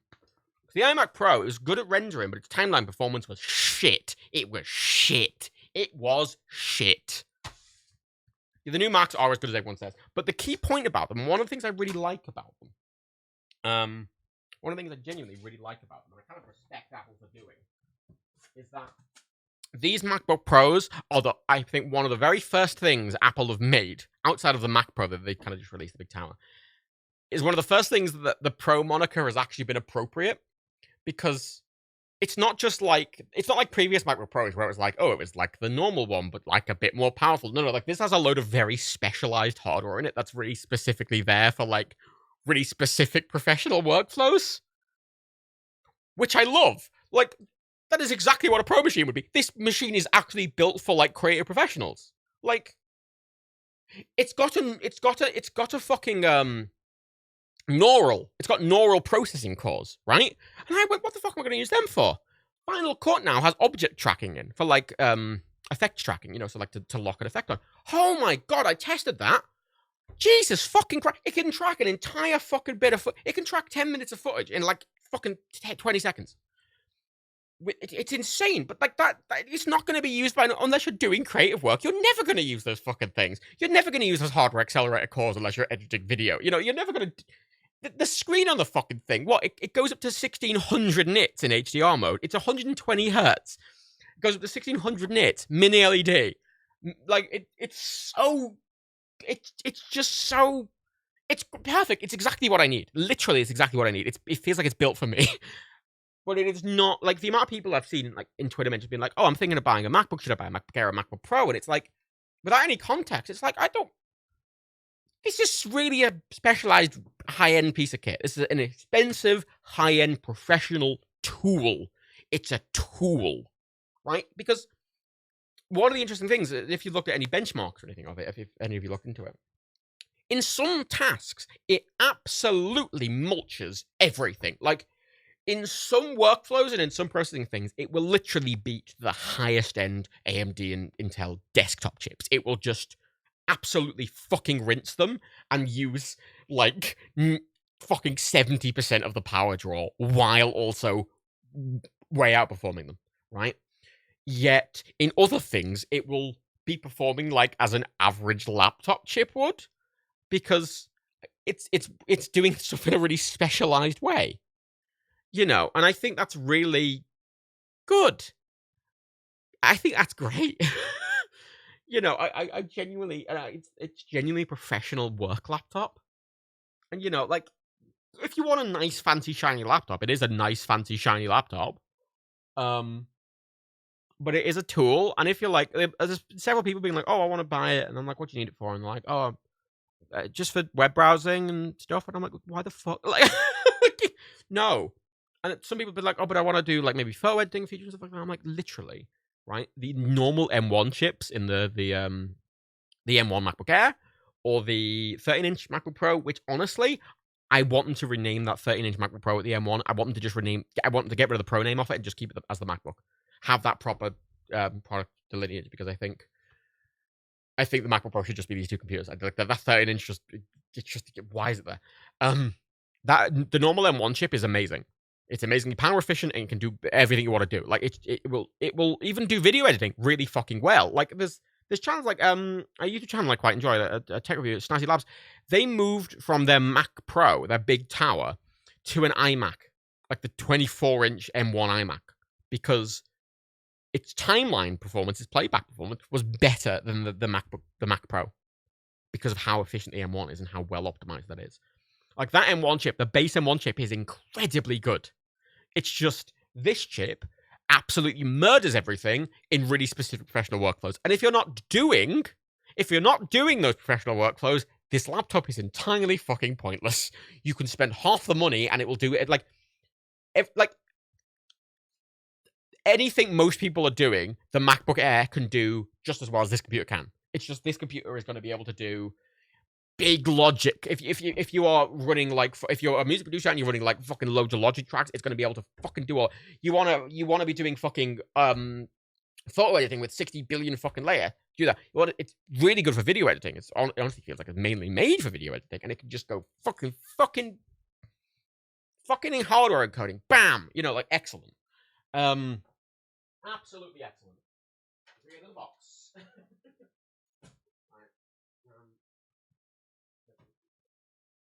I'm going to do all the ones with stamps on first.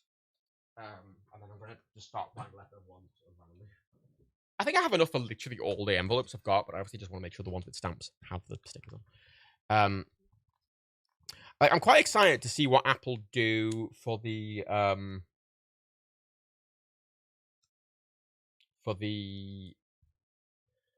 because as it stands, because what genuinely, right, like Apple obviously gets, I think, a lot of very valid criticism, and I'm happy to agree with a lot of that criticism. I like Apple stuff. I always use Apple stuff. But one of the things that's obviously been a very glaring thing with Apple stuff, especially when it comes to their computer market, is that they were on a hardware level just kind of selling what you'd get in any other PC thing, but generally for just a massive markup. And it was on a performance level, it was performing about the same. You were getting a lot of software optimizations and general system-wide hardware optimizations, but the core stuff was there. But now, because they're doing their own hardware, you're getting these really good specialized laptops that are doing really different stuff.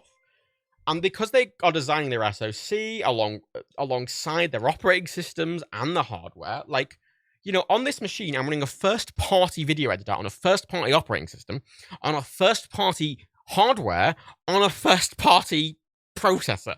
So it is just fucking optimized all the way through. It's excellent. And I love that they've done, like, they've only brought out two technically. They've only brought out 2 computers with M1 designs, because they stuck the M1 chip in the Mac Mini and the 13-inch MacBook Pro and the MacBook Air, but they are the same chassis as before, and they've stuck them in, like, the Mac Mini, notably. It's half empty.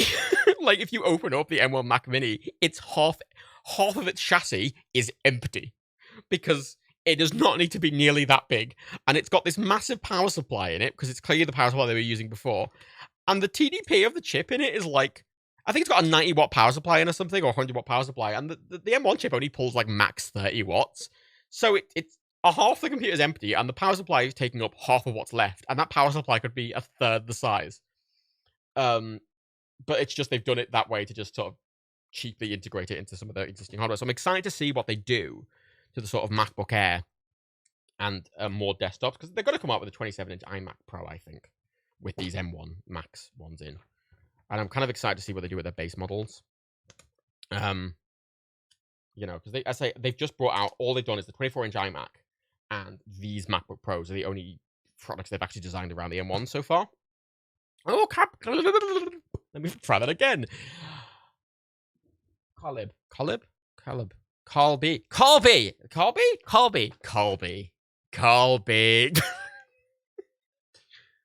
379. 5 stars. That's very kind. That's very kind. Actually, I want to show you something. So, one of my favorite. I always like to sell it, but every time I go to, I kind of just really love it. One of the favorite products that I think Apple has ever made, or one of my favorite laptops ever, is this: the 12-inch Retina MacBook. This was the one they released infamously with. This is the first product they brought out with USB-C, and it just has the one Thunderbolt port and one headphone jack, and that's the only I/O, and that's the only port of the entire system. It's got no fans, it's nothing. It is just absolutely tiny. Like, it is insanely small. I think it's the thinnest product they've ever made, and it is just it's so tiny. I absolutely love it. And this was good when they brought it out, but it was running Intel things, and they could just make this again. Hell, they could brought out the exact same chassis, right? They could just bring out this laptop again and put an M1 chip in it. And I honestly think this design is still excellent. Absolutely excellent. Like, you can see how they put a full-size keyboard on it. They've just sort of already crammed it in because it's so tight. And it is just so fucking... They have maximized... It is a beautiful machine. Like...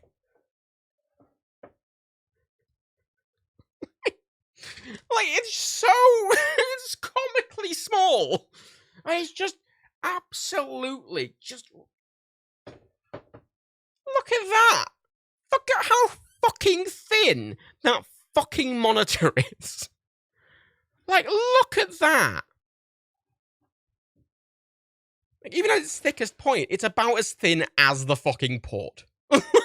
like they built this computer around that one port, and they've made it that thick to fit the port in. Needs more ports? I disagree. I don't think it needs more ports, because they solved it. I don't, like, computers need to have niches. I don't think this does not need a second USB. The people they were selling this to are people who did not need multiple ports. I bought this because I didn't ever plug anything into it. I was charging it, and I wasn't ever plugging anything in. And if I needed to, well, I could still use that. I can use a USB-C thumb drive or whatever. Or if I really need to, I could buy a fucking dongle. Like, for me, this was perfect. And for a lot of people, this is perfect. And I think this is the perfect base model MacBook. Right? Like, you have this. Like, the MacBook Air is in a weird place, because the MacBook Air was originally meant to be like, oh, it's the MacBook, but really thin. But then it just became like their mid-level machine. Whereas, because this was a MacBook, this is an actual MacBook. It's just called MacBook. It's not. I think this is the last actual MacBook they made. Because the Air is thicker and it's got some more ports. It's got like 2-3 USB-C ports and a headphone jack. And it's thin and it's light and blah, blah, blah. And the MacBook Pros are big, heavy, chunky boys. This, as a really basic, simple laptop, perfect. Absolutely perfect. Put an M1 on this, re-release it. Tiny. Like, tiny. Like, it's smaller than an A4 piece of paper. Like, do you remember that really impressive demo? I never really remember when Steve Jobs announced the MacBook Air on stage. He's like, you can put it in a manila envelope, but he took it out of this like big manila envelope, and I was really impressed. This laptop is just so tiny. Like, and it's so rigid. Like, I've brought this laptop around a lot with me over the years. Like, I use this a ton. And it's just beautiful. I think this is absolutely one of the pinnacles of Apple's sort of like quest for thinness and design. I think this is a stunningly good machine. I got this in like 2015, 16. I think the design is timeless. Like, you've got the standard, it's the standard full black display, Retina. Bezels are pretty thick by modern standards. But you know, if I put this next to the new MacBook I've got, it's really similar. The keys are really similar. Like, the design of the screen is really pretty much identical. Aside from the bezels being thick, the entire display assembly looks almost identical to the new one. I love it.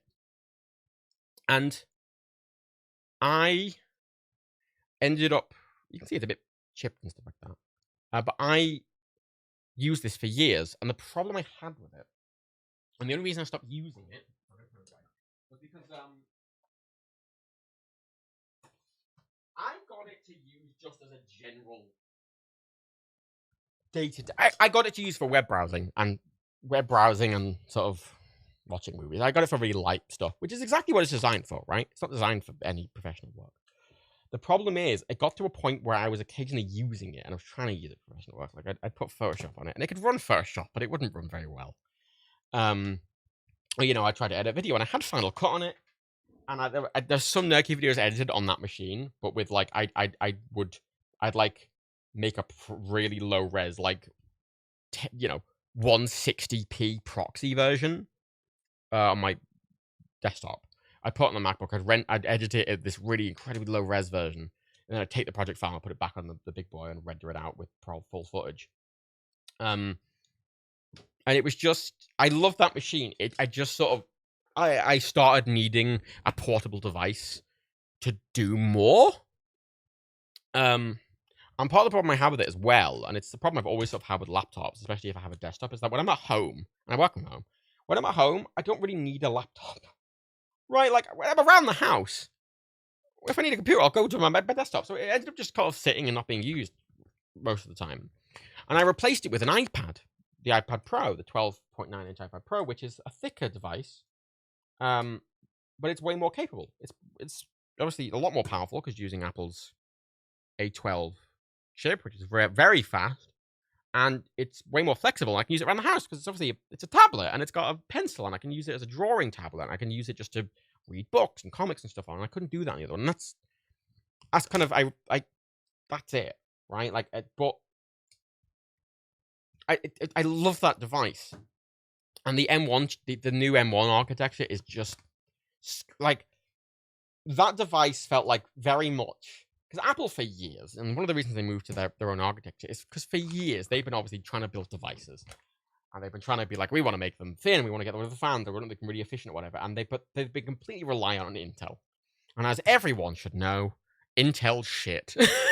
Like, in the PC market, everyone's going, oh god, Intel's a bit behind, not doing very good chips. And the laptop market, that's what everyone's saying. And Apple have been the fucking forerunner of that entire fucking thing, right? Like, and Apple, like, that laptop is the absolute perfect example of Apple designing something and then it being limited purely by Intel's chips.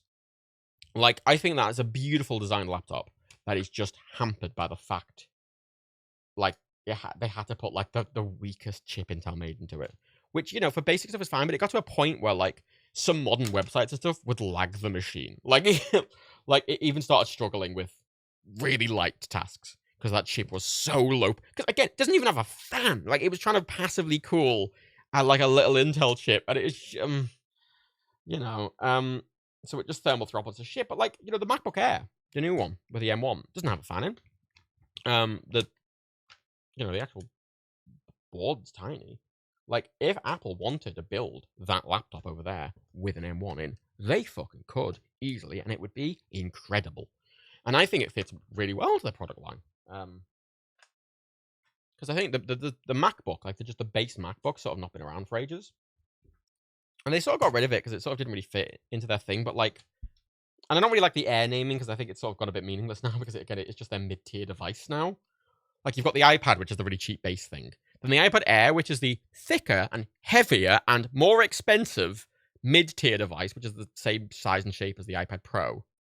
Then you've got the iPad Pro, which is like the same thing with a better screen and power and blah, blah. The Air doesn't really mean anything, right? It doesn't... It was like, oh, when the MacBook Air released, they had the MacBook, which was like big metal chassis, like the MacBook Pros are now. And then you had the Air, which was like the really thin version, which was like it had less powerful and it had less I/O, but it was really thin. It's like, oh shit, it's the thin, light version of the MacBook. No, I like James Clare, but now it just sort of is a bit meaningless, and I think they need to redo their naming scheme a bit. In some ways, I think they should almost rename the MacBook Air, the current MacBook Air, or whatever they redesign it to when they do an M1 remake. I think they should rename that MacBook Air to just MacBook. And they should release something similar to that MacBook over there, that 12-inch one, that really tiny one. I think they should release something like that as a MacBook Air. Because I still think that laptop, like, that form factor, I think is so good for just, like, because you could fit that bag in it. You could fit that laptop in a handbag. Like, that laptop is smaller than my iPad. Like, it's tiny. I just think it's such an excellent device if you're just wanting to do, like, you know, if, like, Apple laptops are quite popular in like university students and all that. And like, it's just a perfect laptop for that. It's just a little thing for like writing notes and it's perfect. It's nothing.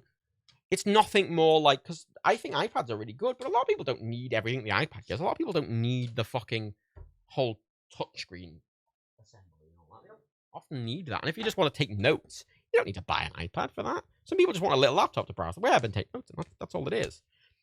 And the iPad kind of fills that role as well. But for people who actually want a computer with like a keyboard and stuff like that, I think that little 12-inch MacBook is such a good entry-level thing.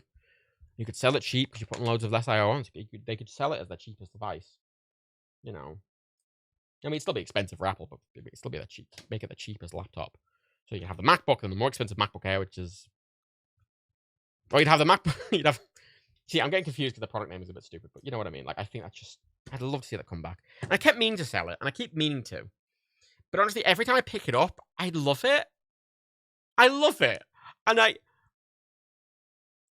always enjoyed Apple's industrial design, but there's a lot of stuff that's very average, but like that feels to me like the pinnacle of Apple's industrial design. It's them going, fuck, let's put everything in the tiniest thing possible. And they did, and I think it's so impressive. It's kind of a shit computer to use, but I adore it. And every time I pick it up, I don't want to get rid of it because I just love it. I just love holding it. I'm like, how the fuck is this a laptop? Like, it's just... But it's not only is it the tiniest thing, it's just also because it's just all really well made and it's just the tolerances are so tight and it's all this industrial design. Like, it's got the magnetic hinge, you know, even with it as light and it is, you can put it down, you can put one finger on and push the hinge up and you don't need to hold it down. It's just beautiful. And I just adore it. Just adore it. I just adore it, you know? So I just don't. I keep avoiding to get rid of it. And yeah, it's competing with the Chromebook, and I think it was in that weird space where it was, you know, you can get a Chromebook for really cheap. and whatever. And that is what basically that device was trying to be. And I think that's kind of why it didn't fail, but it was a bit of a weird market. It was like, hey, here is an 800-pound machine that we're competing with like 100-pound machines, you know? And I was like, But the thing is, before that machine, I bought an Acer. No, I bought an Asus. I bought an Asus super thin and light, like 12-inch laptop, like Chromebook type thing. It was like, I was like 200 quid, 250 quid or something like that. Cheap as shit. I had Windows 10 on it. It was a really nice little design. I think it looked pretty. But I got it and it was shit. It was shit. Because, yeah, you can get a laptop for £200, but it's gotta be shit. Like, it was just shit. Like, the trackpad on it was fucking awful. And it just felt like the cheapest, horrible. You touch it, it just creaked. The trackpad didn't work off the fucking time, and it'd lag when you looked at it, you know? Whereas the MacBook, like, and I remember getting so annoyed at it. I bought it for, like, because I was flying back and forth to Ireland every, like, week. And I just wanted a computer to have there when I was traveling and stuff like that. And so I got that little Asus, kind of basically a Windows 10 netbook, basically. I got that to use, and I remember I hated it so much I returned it after about a week and a half, 2 weeks. I returned it, and I very angrily, because I was so I went to the post office. So I walked into the post office, gave it to the post office, ship it off, and immediately walked to the Apple store and angrily and very impulsively bought that MacBook over there because it was the first time I was like, all right, fuck it, I'm gonna go for a PC because they're cheaper for a laptop, and I hated it so much, and I immediately went and bought it because yeah, it's an expensive device, but fucking hell, you can feel why, because every part of that design you can tell why it costs money. Like it's so high quality in every way. Like, it just bleeds fucking beautiful industrial design and beautiful just construction and everything, and it's just beautifully rigid and well made, and this metal there's no creaking. It just everything about it perfect. I love it. And I feel like sort of old school Apple. I say old school Apple, but like late Jobs era Apple, when there was when there was all the jokes that Apple were just every year every device was thinner and thinner and thinner and it was form over function, and it was there's the biggest complaint there's sketches, there's the very famous Peter Serafino, which Mactini sketch where it's like, we've got a new MacBook, and it was like the size of a postage stamp, and you'd open it and it had one single key, and to type the letter A, you just press D, and it's one. Then to type the letter C, you go D, D, D, 1, 2, 3. C is the third letter, and then if you need to go back, you go rat-tat-tat-tat. Excellent, right? And that was that sort of era of Apple. And that computer over there, I think, is the it's the perfect. It's like the fucking perfect example of that era of Apple. Because Apple have backtracked on that now. Like, since Tim Cook's properly taken over, because obviously we had many years of Tim, but basically after Jobs died, he'd left like a 5-year plan, and everyone at Apple followed it. And there was that weird period of Apple for 5 years where they were still kind of going for the Jobs thing, but like Jobs wasn't around to like scream at everyone and make everyone feel unsafe in the workplace, and demand basically needlessly impossible things for no reason, and everything felt a bit unfocused. And then after that 5-year plan ran out, they started taking a different direction, and they sort of started rolling back, and they started making thicker phones with bigger batteries, and you're like, wow. And then they brought, like, this MacBook is thick. It's a big, thick machine. Like, good. This iPhone 13 Pro, it's like the biggest iPhone they've ever made. It's the thickest and heaviest iPhone they've ever made. It's huge. Good. Good.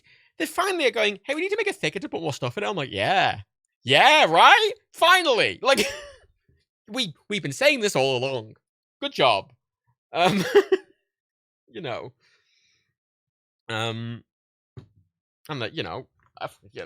perfect example again, this fucking MacBook, they added ports back. They're like, hey, there's a HDMI port. And I'm like, fuck me. Thing is, I don't really care about that, right? I would have been perfectly happy with just the 4 fucking Thunderbolt port MacBook. Because again, I don't really plug anything in. And if I do, like this laptop, you know what I do?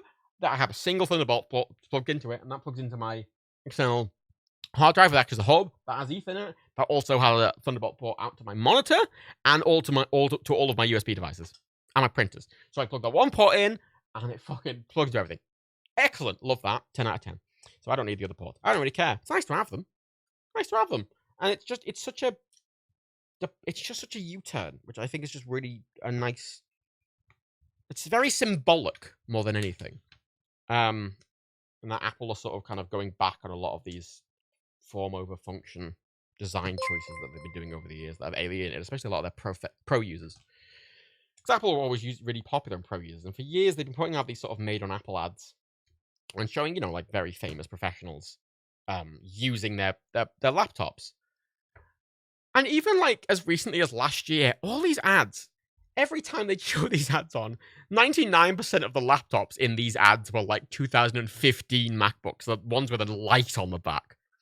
Because no one's updated to this new one, because they all want fucking ports. They want it to be thicker, and they want it to be more flexible. So none of them fucking upgraded. Like, all these professionals who used to love these 15-inch MacBooks, none of them upgraded to the new one, because the keyboard didn't fucking work. It didn't have any ports. It's like, no one upgraded to the fucking thing. So it just alienated loads of people, and it feels like they finally went, oh yeah, this is why people like MacBooks. And now they've made one, they went, hey, we got rid of the touch bar. We put a full-size F key row on it. Oh, the keyboard's like a normal keyboard now. It isn't the stupid butterfly one. Hey, remember HDMI ports and MagSafe and fucking SD card slots? They're back now. Hey, those 3 Thunderbolt ports we got left? Now they're on individual Thunderbolt buses instead of having 4 Thunderbolt ports with only 2 Thunderbolt buses. Great. Take my money. Excellent. I do not remember Taika Waititi complaining that MacBook keyboards are bad. They just went through this weird phase where they just felt like they were kind of just doing stuff for the sake of it, and like there didn't really seem to be a direction, and it was a bit weird. And it feels like they finally, like, the past few years they were like, hey, they brought out the Mac Pro trash can, and everyone went, what the fuck's this? And then they went, hey, here's a tower, here's a tower, it's got full-size PCI slots, it's got a socketed CPU and RAM, and you could buy all the ports, and you could buy everything you want for it, and it's upgradable. And everyone went, oh yeah, that's what we want, right? And then they brought this out, which, again, like, the Mac Pro, the Tower, and this MacBook Pro feel like the first products Apple have brought out in, like, a decade that deserve the Pro name. And I really like the direction they're going in. I like that they're actually, Oh, fucking, can't be gifted more subs. Jesus. Jesus! Fucking Jesus! Why? Because Pro, right? Pro is like, Apple started using Pro for just stuff, and it's become a bit of a meaningless step. Like these AirPods Pro, you can't see them. AirPods, they're in a silicon case because I want them to be black, and you can't buy fucking black skins anymore. Like my one. These are AirPods Pro. What about them is professional? They're fancier AirPods. Yes, they are fancier than normal AirPods. They have ANC. Does that make them professional? I don't think so. They're just better AirPods.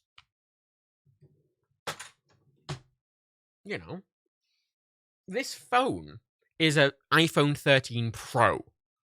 It's Pro because it's got a 120Hz display, and it's got another camera. It's better, but is it more for professionals? Like, I'm like, the Pro moniker feels a bit weird, right? And they've just been doing that for a while, where they just kind of put Pro on things because it's like the natural. They want to unify their product lineup and have everything be this consistent naming scheme. You have the base version, like whatever. But it's just become a bit meaningless, and it just became this sort of term for just something that was a bit better, and it doesn't really mean Pro. Whereas now, this MacBook and the Tower are both proper, actual professional devices, proper Pro devices. Oh, Safini gave it fucking 3G, fucking all this stuff. It's very kind of you all. Haven't done streams in ages. So I hope they unify the product names. But as I say, I think they need to do something about the Air name because it doesn't really make any sense.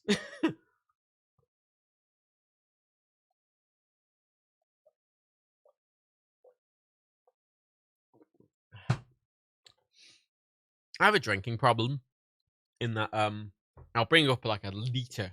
I'll bring out a fucking liter glass of water, and then I'll be like, I'm thirsty, and then I will drink the entire thing in one go, and then I have no water. Because if I drink, I just drink it all of it, all at once. Which is very annoying because I feel refreshed. I'm glad I drank all that water, but now I don't have any water. I need to get a water cooler in my office or something. Thought that was going to come dark. I mean, I could have done the I debated doing the airplane joke, but I didn't want to spit water out all over. That was a bit. Such a good joke. I'm doing credit gifts to so fucking hell. Jeez. Jesus. Jeez. I should say Jesus a lot. No. My radiologist today was Irish. And she was proper Irish. She was proper dub.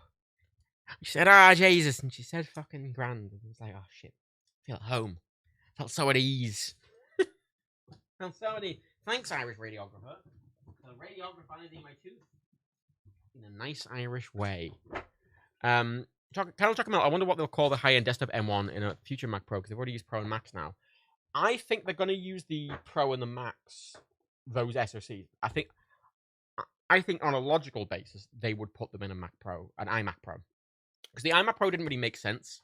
They kind of brought up the iMac Pro was just like, oh, it's got loads of processing power versus the normal iMac. And it did, because when I bought it, it was the most powerful machine they sold. Like, the iMac Pro I bought, when I bought that machine, it was the most powerful Mac that Apple sold. And it felt like this weird stopgap solution before the iMac, before the Mac Pro. Then they brought out the Mac Pro.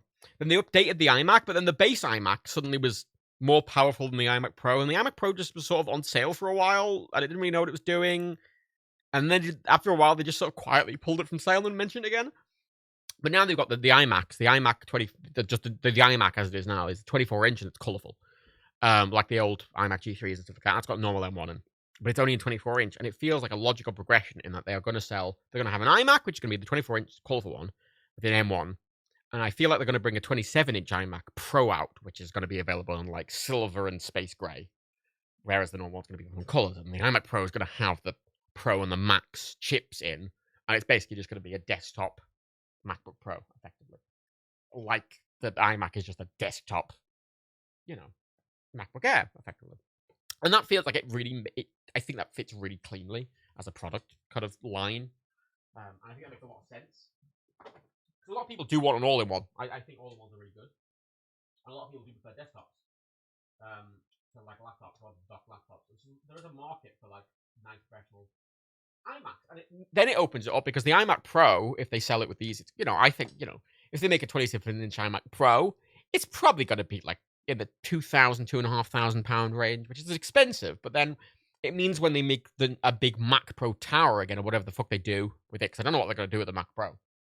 But it means that then they can price that even higher. Like, you've got your base model iMacs, then you go up to your $2,000 for your Pro, your base end Pro stuff, and then if you want to go fucking full on, really high expensive gear, you're looking at $5,000-10,000, and that fits, I think, very cleanly into a product line. But I genuinely don't know what they're going to do with the Mac Pro, because these chips, you can't have them really be socketed.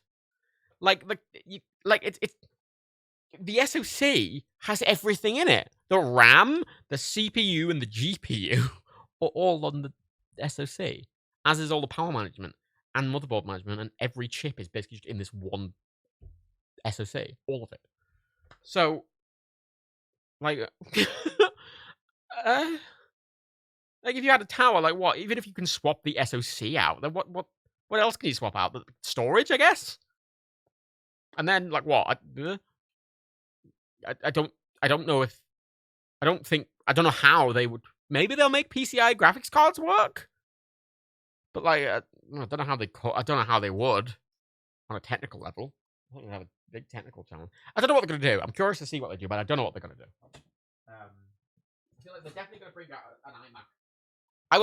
I will put money down on them bringing out an iMac Pro 27-inch with these chips in space gray and silver. I would put money down on that genuinely.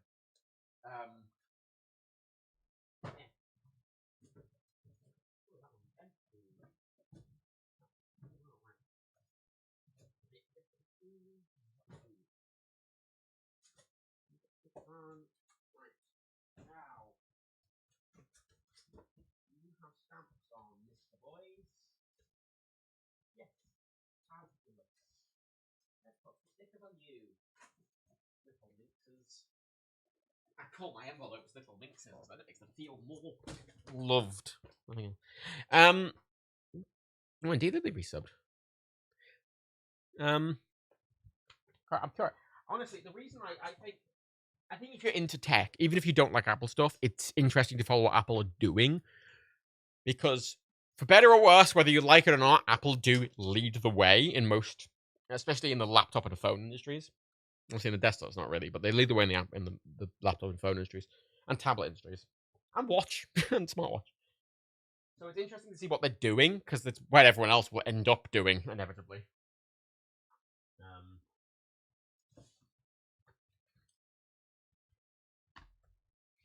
I think that's just worth. So I've noticed everything's going orange because my flux is turned on. Fuck it, we're just gonna deal with the fact everything's a bit orange now. Like it's just interesting, and I'm really glad they've gone to ARM and they're doing their own chips because it just means they can do some of that stuff that's really specialized. That isn't like because previously you could kind of compare it apples to apples to like a PC, but now you can't because it's doing things that our PCs aren't doing. Like it's just doing something different. Finally, think different makes sense again. Wow. But they all actually feel like they're doing something different and unique with their hardware that no one else is doing. And I'm like, neat. You know, cool. Sweet. Excellent. That's what I want. That's what I want from Apple. I think that's what Apple should be doing. Apple should be doing different stuff that's like weird and niche and specialized. And, you know, Apple's locking in their ecosystem and stuff like that is I think, both an advantage and a disadvantage for the consumer because it means that, like, you know, yeah, this machine is not upgradable. I cannot replace the RAM, and I cannot replace the CPU or the GPU, right? However, because they're all in one SoC, it makes the performance incredibly good. And you can only really get a performance by putting them all on the same die and all on the same fucking chip. That's how they are getting as much performance and efficiency out of it as they are, because they have integrated everything so closely. And same with their software integration. You know, there's something I obviously use all my Apples. I have everything as like an Apple device pretty much, aside from this computer. And there's just something very nice in being able to, like, I can tell any of my speakers around the house to play a song, and my watch will just open a play thing, and it'll just show what's playing, and I can play and pause literally any device, and everything syncs automatically. You know, if I, you know, say hey, you know, bitch, whatever. Even if there's 5 devices on my computer, my phone, my watch, and my like HomePods all listening, and my AirPods, all of those devices will talk to each other and be like, oh, you meant you're talking to this one. And it locks you in, but it has its advantages. And I like that. Like, it has its advantages, and I kind of don't want them to stop doing that. I just want there to be good competition to that. Like, there should be. Like, I want them to still be doing stuff really deeply integrated. I think that's something they have a really good advantage on, and it makes their stuff work really well. But at the same time, I think, you know, there is an advantage as well to individual upgrades and lots of companies working together, and they both have their advantages and disadvantages, and I think both need to exist. Both need to exist. I just have one. I don't want PCs to be like, oh, we're going to do everything in one go, and I don't want fucking Macs to be like, oh, we're going to make everything socketed, because then it just kind of make them all the same, really. I kind of want them to be doing different stuff. It's me insane. If I was in the Apple ecosystem, I'd definitely get a Mac, but the problem is starting to get it. Yeah, it's expensive. It's expensive. Like,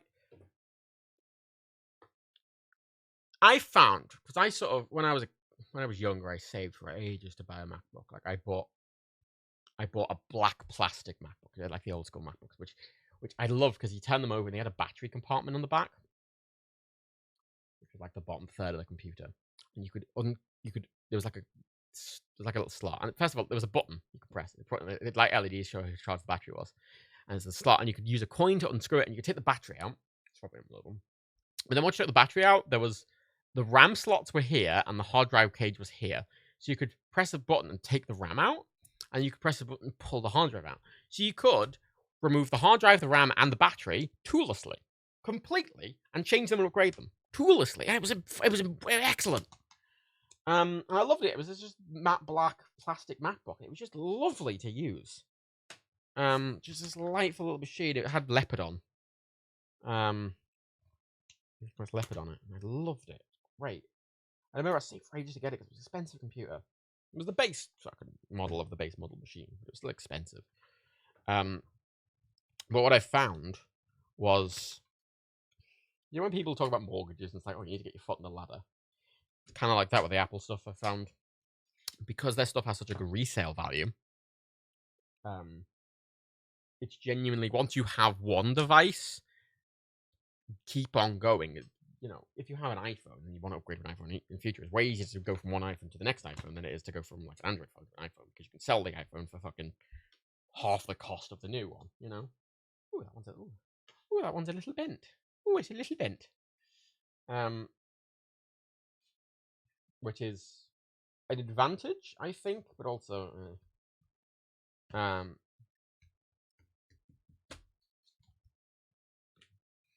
it's weird for me with Macs now because of the Macs aren't mine. Like the watch, in fact, everything else I have Apple is mine personally, but the Macs aren't. The iMac and that MacBook is Nerdcube limited.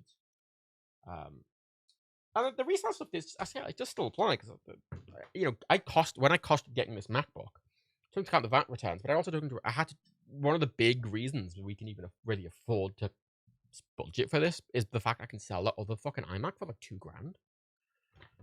You know, I'm recouping a fucking third of the cost of this new machine just by selling the old one. And like selling old computer parts. Like I was you know, we upgraded our PCs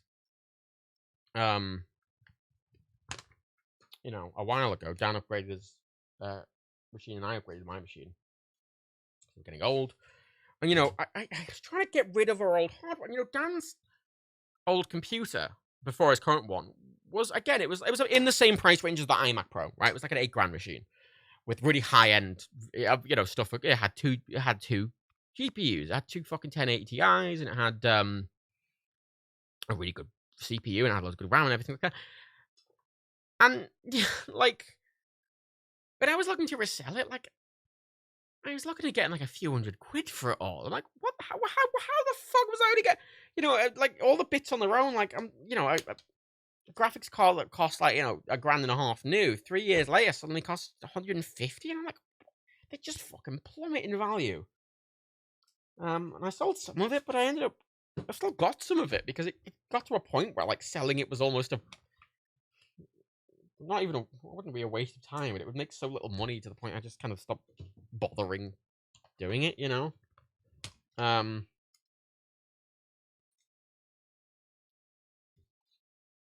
Like I've still got Dan's old CPU, just I don't know.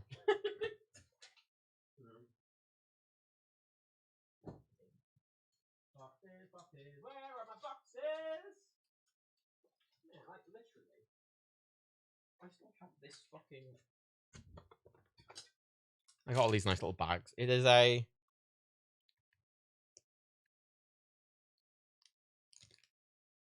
$6850K, i7 6850K, which when that was new was fucking top end.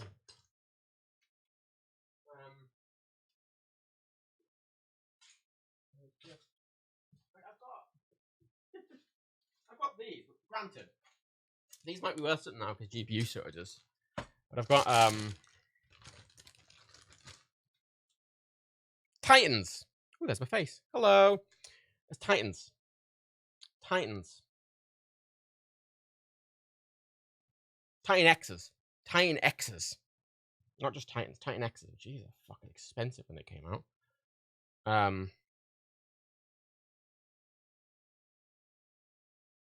Fancy as shit. Nice cards. Loud as shit.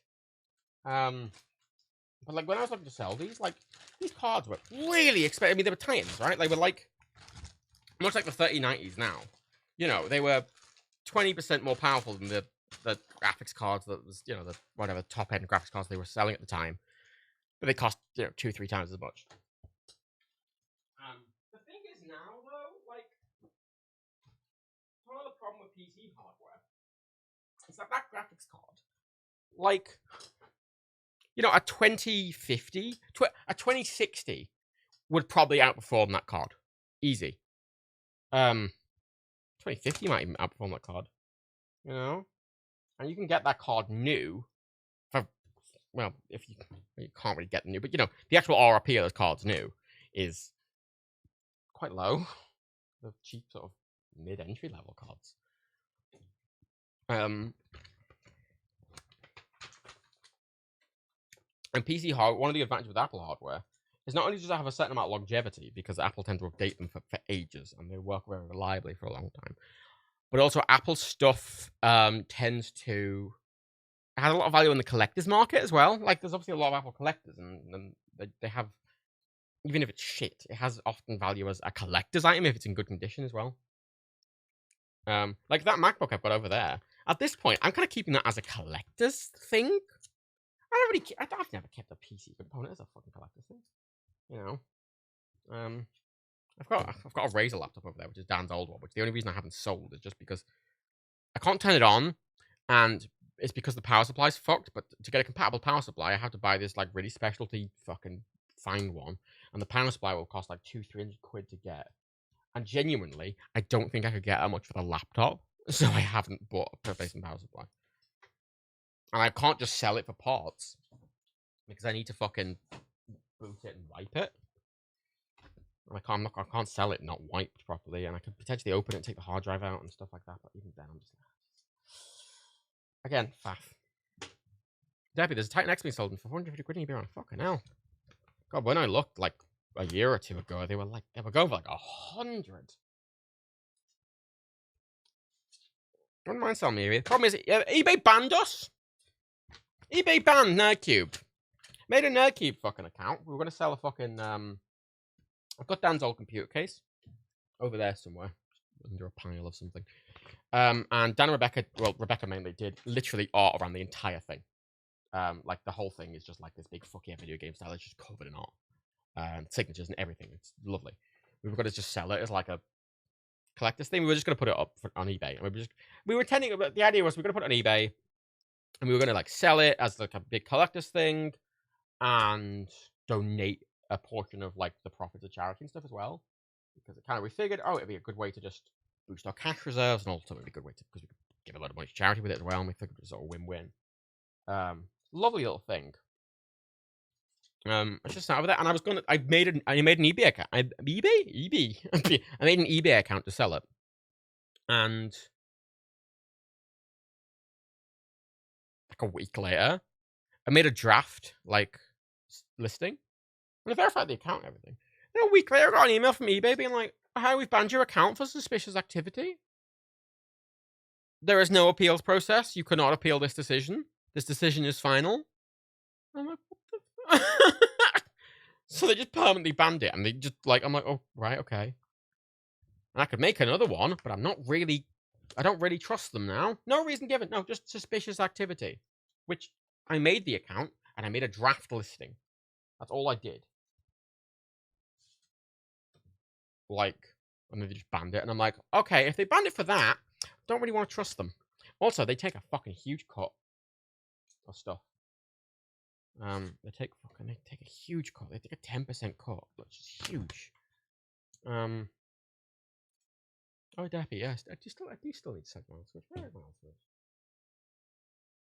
I've got a lot of random shit. Like this is the problem I have. I was saying about like having a lot of spinning plates. And I've just got so much shit I need to do. Where is miles switch? I don't know. Somewhere. I put it somewhere. Oh, there it is. It was on top of the MacBook. It was on top of the MacBook. Wow, it's a Switch with brand new Joy-Cons. I think definitely increases its value. Brand new Joy-Cons that were the ones that came with the OLED Switch, which in theory apparently have slightly better thumbsticks. So, brand new fucking Joy-Cons with reinforced thumbsticks. It's a good fucking deal. It's 10%. Well, it's 10% plus like other fees as well. And keep in mind, because we're a business, we also have to take 20% off for that as well. So like, it became when I was looking at these like £100 stuff, I'm like, well, if it's £100, like often that includes shipping. I'm like, well, the shipping's going to cost us 50-30 quid. Then we're going to lose fucking eBay. Got to charge us 20. Then we're going to lose 20 quid to the tax man. So I'm sort of going, if I'm spending 60 quid to sell it, like it's not worth all the faff just to get like 40 quid for the business, you know. Like it just wasn't worth all the faff. Huge amount of faff for like, you know, relatively little money for the business versus the amount of time I had to spend on it. Half the apartment is an old naked assets. Sure is. So I still have that razor lamp. Actually, that's a question. I'm just getting off and walking over here right now. This is Dan's old Razer laptop, the one he bought before he moved to Finland, and that he booted up 2 years after buying for the first time, and then realized it didn't work properly, and it was out of warranty. And Razer are shit, because I contacted them about it, and they were shit and unhelpful. This laptop is comically enormous. So it's actually significantly bigger than the 16-inch MacBook I've got as well. I think it's a 20-inch, potentially. Maybe a 19-inch. How big's the display? It's got a big hunting bezel.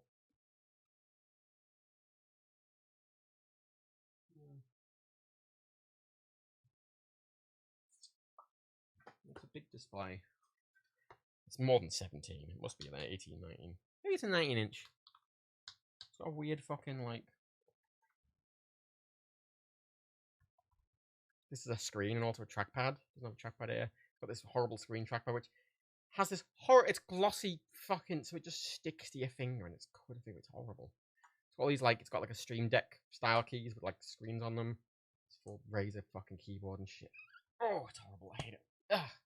It doesn't work. I mean, I think it does. But literally, I think the only thing that's wrong with it is the charger. But because they use an awkward fucking proprietary charger, and because it's such a big laptop, it requires like a 140 watt charger or something, and it was like this specific bespoke one. And when I looked, you could buy an 140 watt charger. It was 140, maybe 160, I can't remember.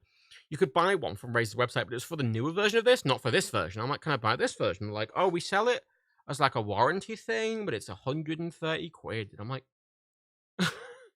right. And I didn't really want to spend 130 quid on a charger for a laptop I don't like, that I don't even know if it... I think it's just the charger, but it might not be. And I don't want to spend 130 quid on a fucking charger if it's got more wrong with it. And I'm like, I don't even think I can get... like, I don't think I could sell it for that much, you know? It's not a badly built thing with, like, feeling it. Like, Razer's industrial design are pretty good. And it feels like a MacBook in a lot of ways. Just like a really big one. A big matte black one. I can't express to you how much I hate this horrible, glossy trackpad, because it literally feels like I'm just, you know, pushing my finger over a literal window. Right, so it's just sticking. It's horrible. I hate it. Hate it. Hate the stupid font on the keyboard. Not a nice keyboard. It's squishy. For proper gamers, you know? Fuck Razer, man. Razer could be really good if they actually bothered to QA their products properly. That's what really annoys me. I'd really like them if they actually QA'd their shit properly, because they just don't. And like then like 70% of their products work absolutely fine, and then the other 30% just fail miserably because their fucking QA is garbage. I like the industrial design. I like the whole design. The design is, hey, what if Apple bought matte black and also PC? And I'm like, yes. I'm into yeah, perfect. It's exactly my vibe. But I literally just don't buy their shit because I just don't fucking trust them. I don't trust them to make shit that will fucking last and that they will honor the warranty of and that they will actually stand by as a fucking product. Because they just fucking don't, and their support was shit when I was speaking to them. And Daniel's experience with the support was shit, and it was only like a year out of one. He was only 2 years old when he contacted them, and their support was shit and unhelpful. It's like, what the... It's an expensive fucking laptop. Really expensive laptop. Ludicrous. Channel Chocomel. Linus. I don't know what IIRC means because I'm 70 years old. Linus J. drove multiple Razer laptops over the years. Most of them broke within a couple of years. Yes, they're just their shit. Because I find that even if a lot of Razer stuff does work, it ends up breaking. Just like relatively soon, if I recall correctly. Or if I remember correctly. The only Razer product I have is this. like keypad, like keyboard control thing. And I got this because I needed the ergonomics on my hand because of my wrist. And Razer are like the only people who sell anything like this that's like higher end. You can get really cheap ones on Amazon for like 10 quid, which are literally, they've got a keyboard they've cut a bit off. And they don't seem ergonomical, whereas Razer are the only person to make one with an actual wrist rest that fits and you can move it and it's actually made with ergonomics in mind. And I went, I don't want to buy something from Razer, but literally no one else makes one. Logitech used to make one years ago and they don't anymore. So I bought it. And honestly, it's been fine, but this was like at 130, 40 quid thing. This was expensive as shit. And it is absolutely the cheapest feeling thing I have ever touched in my life. Like, for something that's this expensive, it feels like it's made of nothing. Like, that's supposed to come off really quick. Like, it's got this horrible thing. It's got this horrible pleather. This is like the thinnest, cheapest, shittiest plastic. And you can see that's how it attaches. Like, that's how it's supposed to attach. Useless. Fucking piece of shit. Dark Knight Shimmer. Razer keyboards, right? Razer keyboards are the only thing I ever hear good things about. But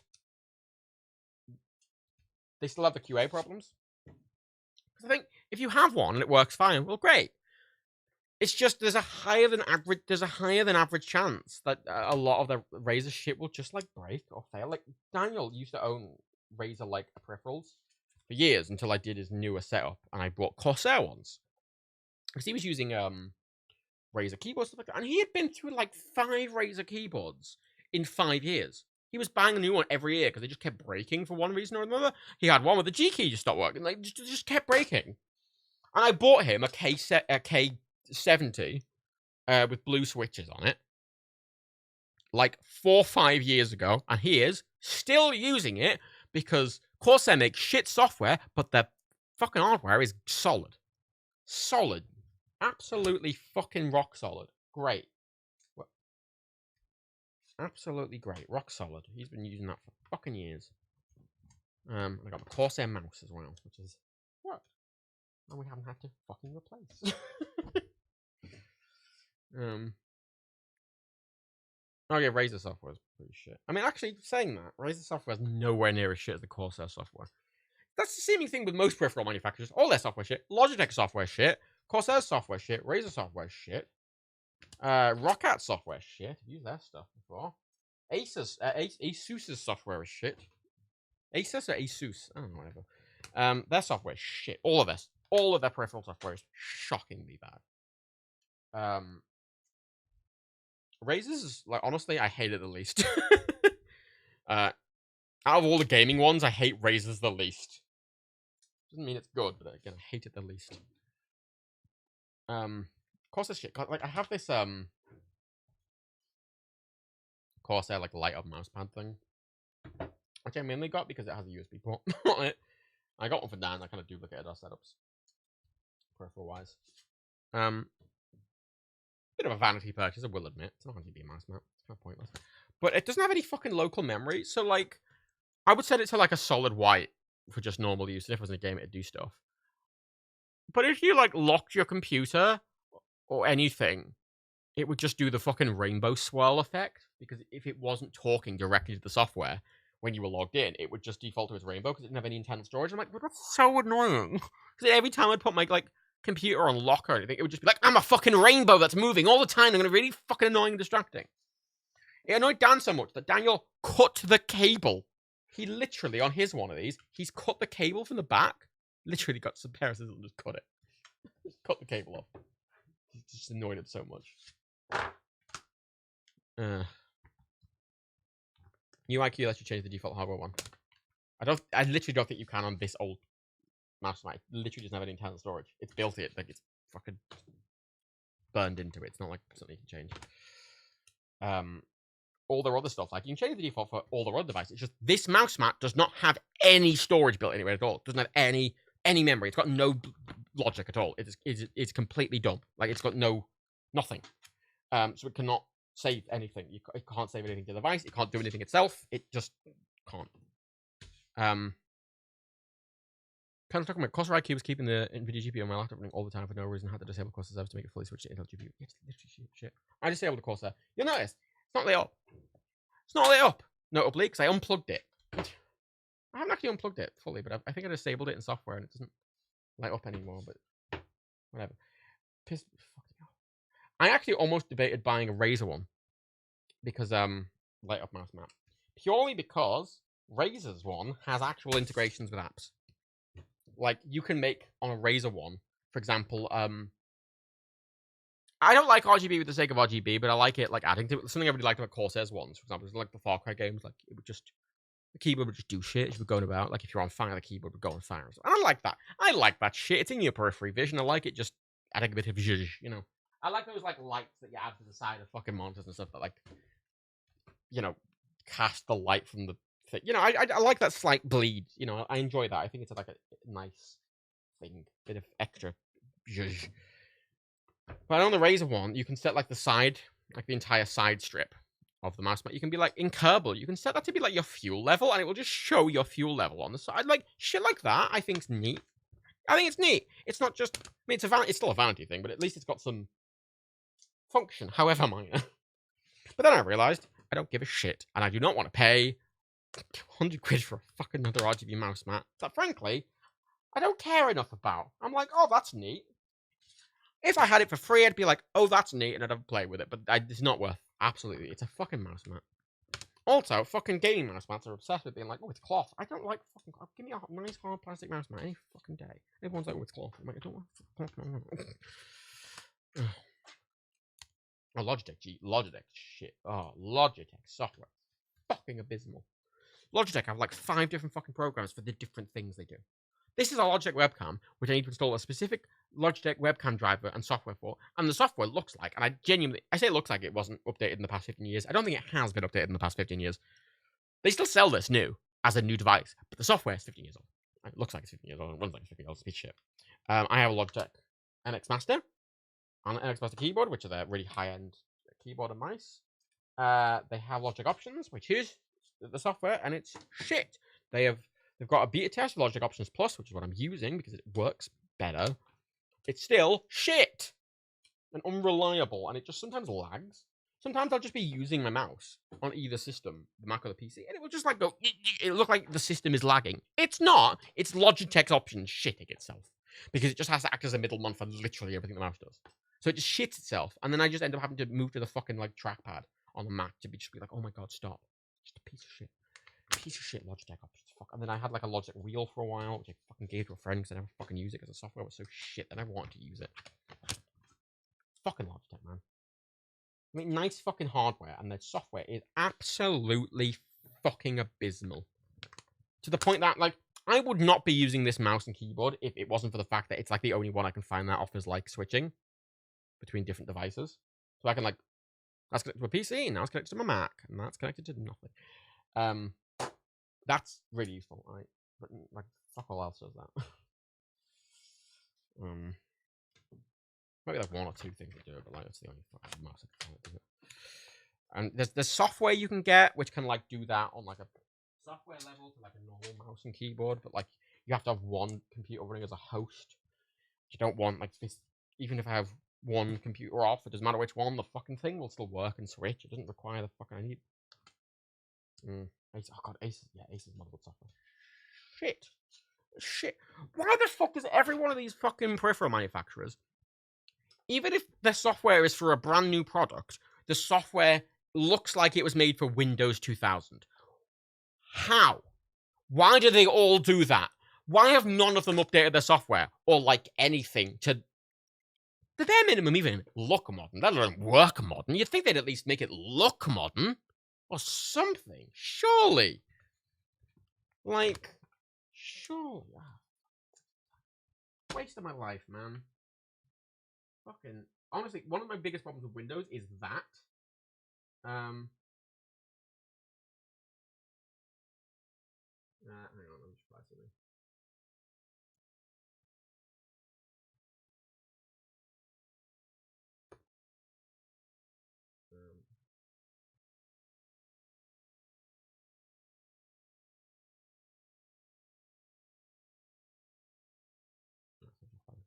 It literally, it feels like someone just. These are expensive. These are companies with a lot of money. Like, come on, man. I paid a lot of money for your fucking thing. I paid a lot of money for your fucking thing, and you're just gonna give me this piece of shit that doesn't fucking work, right? Like, fuck off, man. Fuck off with that shit. Because Asus hardware is really good. Like, I buy Asus motherboards. I think they're really good. As like hardware-wise, I think they're excellent. And I like Asus's hardware. It's just again. But the thing is, every time I'm like, oh, I won't buy from them again because of the software. Every competitor is just as bad. Like, there is no fucking winning I found with them. Especially on the fucking PC, because everyone just does that. And I'm like, Jesus Christ. All of them. Shit. One of the biggest annoyances of PC. Like, I find it's nice having all these options, but all the options are shit. Like, I don't care for having options if every option is bad. You know. Ooh. Here's 5 meals. All of them contain a different kind of poison. I'm like, could I have one without poison? Oh no, but you have the choice of poison. Like, I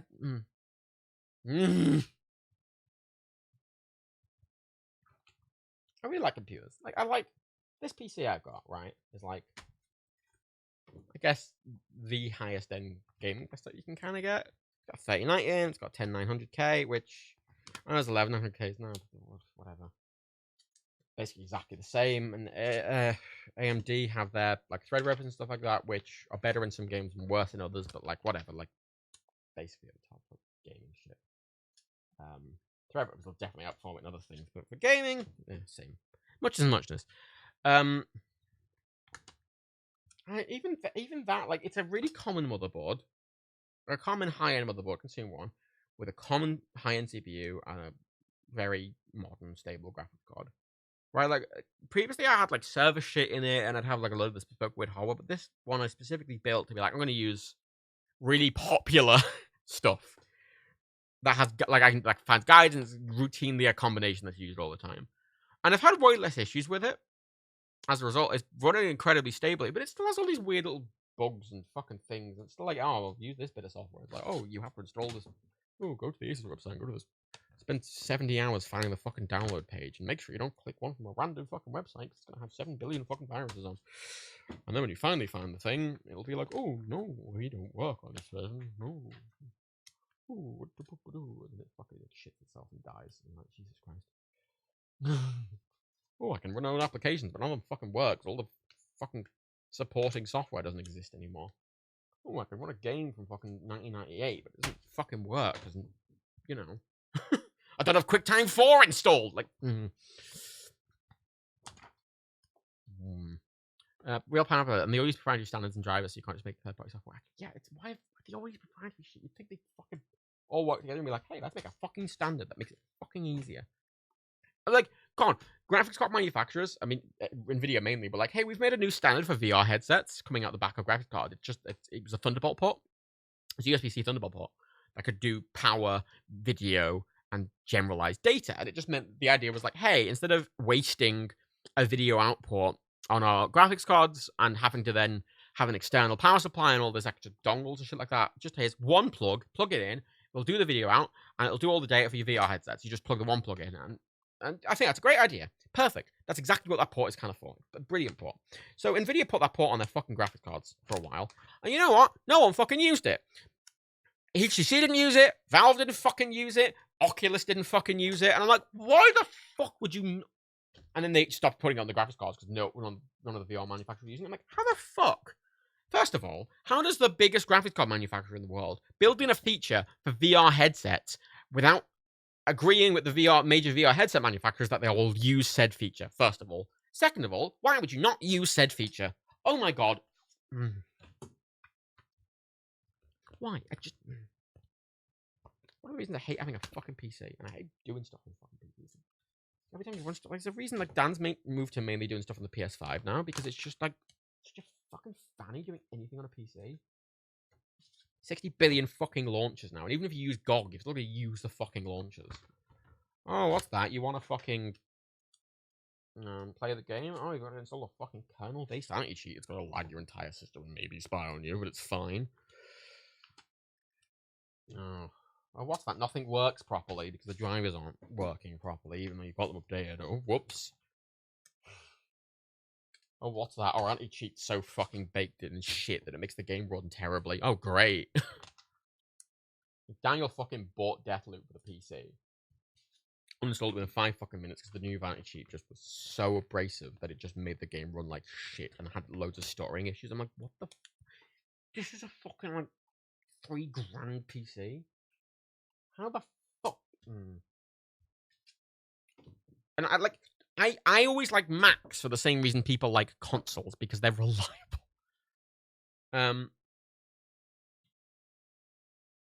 Started with the Steam games to start up another launcher. Yeah. Yeah. Oh, I'm gonna play Assassin's Creed through Steam. Oh, I'm gonna open Uplay. Like, yeah. Gotta have our achievements through our own bespoke system. I don't give a fuck. I do not give a fuck. Oh, we're only gonna sell the Rockstar, the GTA Definitive Edition on the Rockstar launcher. I'm like, jeez. Oh, the Bethesda launcher. I'm like, I have so many fucking launchers. And what's annoying is, like, some of them are competing storefronts, right? Like, Steam and Epic are competing storefronts that are selling AAA games. Origin was a competing storefront for a while. Even Uplay was at least a competing storefront. Bethesda and Rockstar's launchers are not competing storefronts. All those two things do is sell and play the, like, 3 games that those companies offer on them. What is the fucking point? I get no value out of it in any way at all. Like, wasted time. Oh yeah, like moving to, because like consoles, I never liked using consoles for AAA because again, I want 60. I want stuff in 60. That's all I want. I want stuff in fucking 60. And finally, consoles are like, hey, 60. I'm like, finally, that's all I fucking want. I just want shit running in fucking 60 nicely, reliably. You know, being able to just install a game and run it, and it goes, it's running at 60, and I'm like, cool. Don't have to faff around with anything. It's gonna fucking work. Unless it's GTA Definitive Edition, in which case it's gonna shit itself and die. But you know, I like the PC and I like the flexibility. It gives me fucking such a fanny. Such a fanny. And I say this as someone who works and does this shit as a job and has the time, money, and resources and expertise and access to people who know what they're doing to deal with it. And it's still a fanny. Like, these fucking PC gaming master race cunts are just fucking. Like, you're getting stuff, but you're also giving stuff away. Like, you're getting a lot of stuff by being able to, by gaming on a PC. You get a lot of advantages for it. There's obviously a lot of exclusives on PC. I would never get rid of a PC. Like, a lot of games I just, especially because I like using the mouse and keyboard for a lot of stuff. But, like, the Xbox Series X supports mouse and keyboard in a lot of games. I'm like, But, like, there's a lot of PC stuff that you just don't really want to play on PC. Sans Factory is only on PC, and I feel like I don't even want to play it on PC. Like I got there's not many of them on PC, but like when I got this Mac, I was kind of curious about gaming on it because like I've not tried to game on a Mac for years, right? When my old MacBook, 15-inch, it was not good at gaming. Yeah, I dual booted Windows on it and stuff like that, but even then, it wasn't that performative for games or whatever. I can still run stuff on it. I remember I played Skyrim for the first time on it and stuff like that, but like, it wasn't very good. And this new one's like got really good power and performance. Obviously, it's running an ARM chip and Mac OS, and you can't dual boot Windows on it because you just can't. Windows ARM, you can't do that with. Okay. And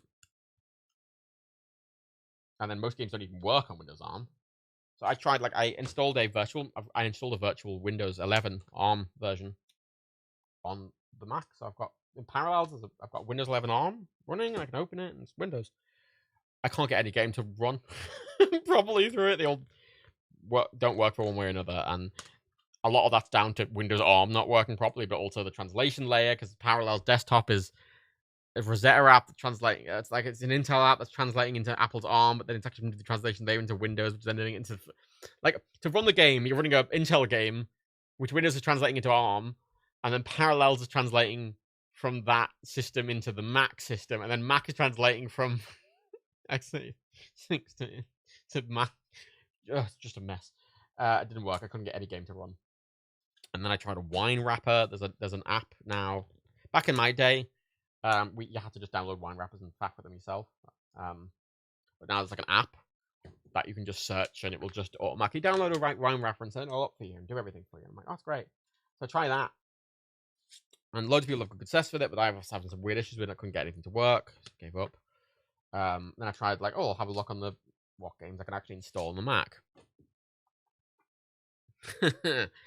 So Mac games for like ages have had like the library was already really low, and then like years and years ago, Apple were like, "Hey, we're dropping support for 32-bit apps completely from the system. To run a modern Mac OS, you have to have 64-bit apps." A lot of games that were 32-bit, like all of Valve's titles, Portal 2 and 1 and Left 4 Dead and Half-Life and all that, are all 32-bit apps. And Valve didn't want to update them for Mac, so they didn't. So when you open Steam on a Mac now, and you look at the Mac section, you click like filter by Mac, about 70% of the games that are even in that list have a little cross on them because you can't even though they have a Mac version, you can't install them on a modern Mac because they're not 64-bit. And then the ones that do install, most of them are running. Any of the ones that do install, pretty much all of them are Intel x86 Mac versions. So then you run them, and then Rosetta 2, which is the translation they has to then translate them into ARM. Which Rosetta is very good, I will say, on the Mac, but it's still fucking imperfect. So like, the most intensive game I could get to run on it was the newest Tomb Raider, like Shadow of the Tomb Raider, Rise of the Tomb Raider, or whatever. And they could run it quite well. I mean, at full res on it, which is it's not exactly 4K, but it's very close to 4K resolution. On lowest graphics of basically 4K, I could get 120 out of it. And at the highest settings, with everything fucking whacked to max, like everything, at 4K, I was getting like 33, 35, which,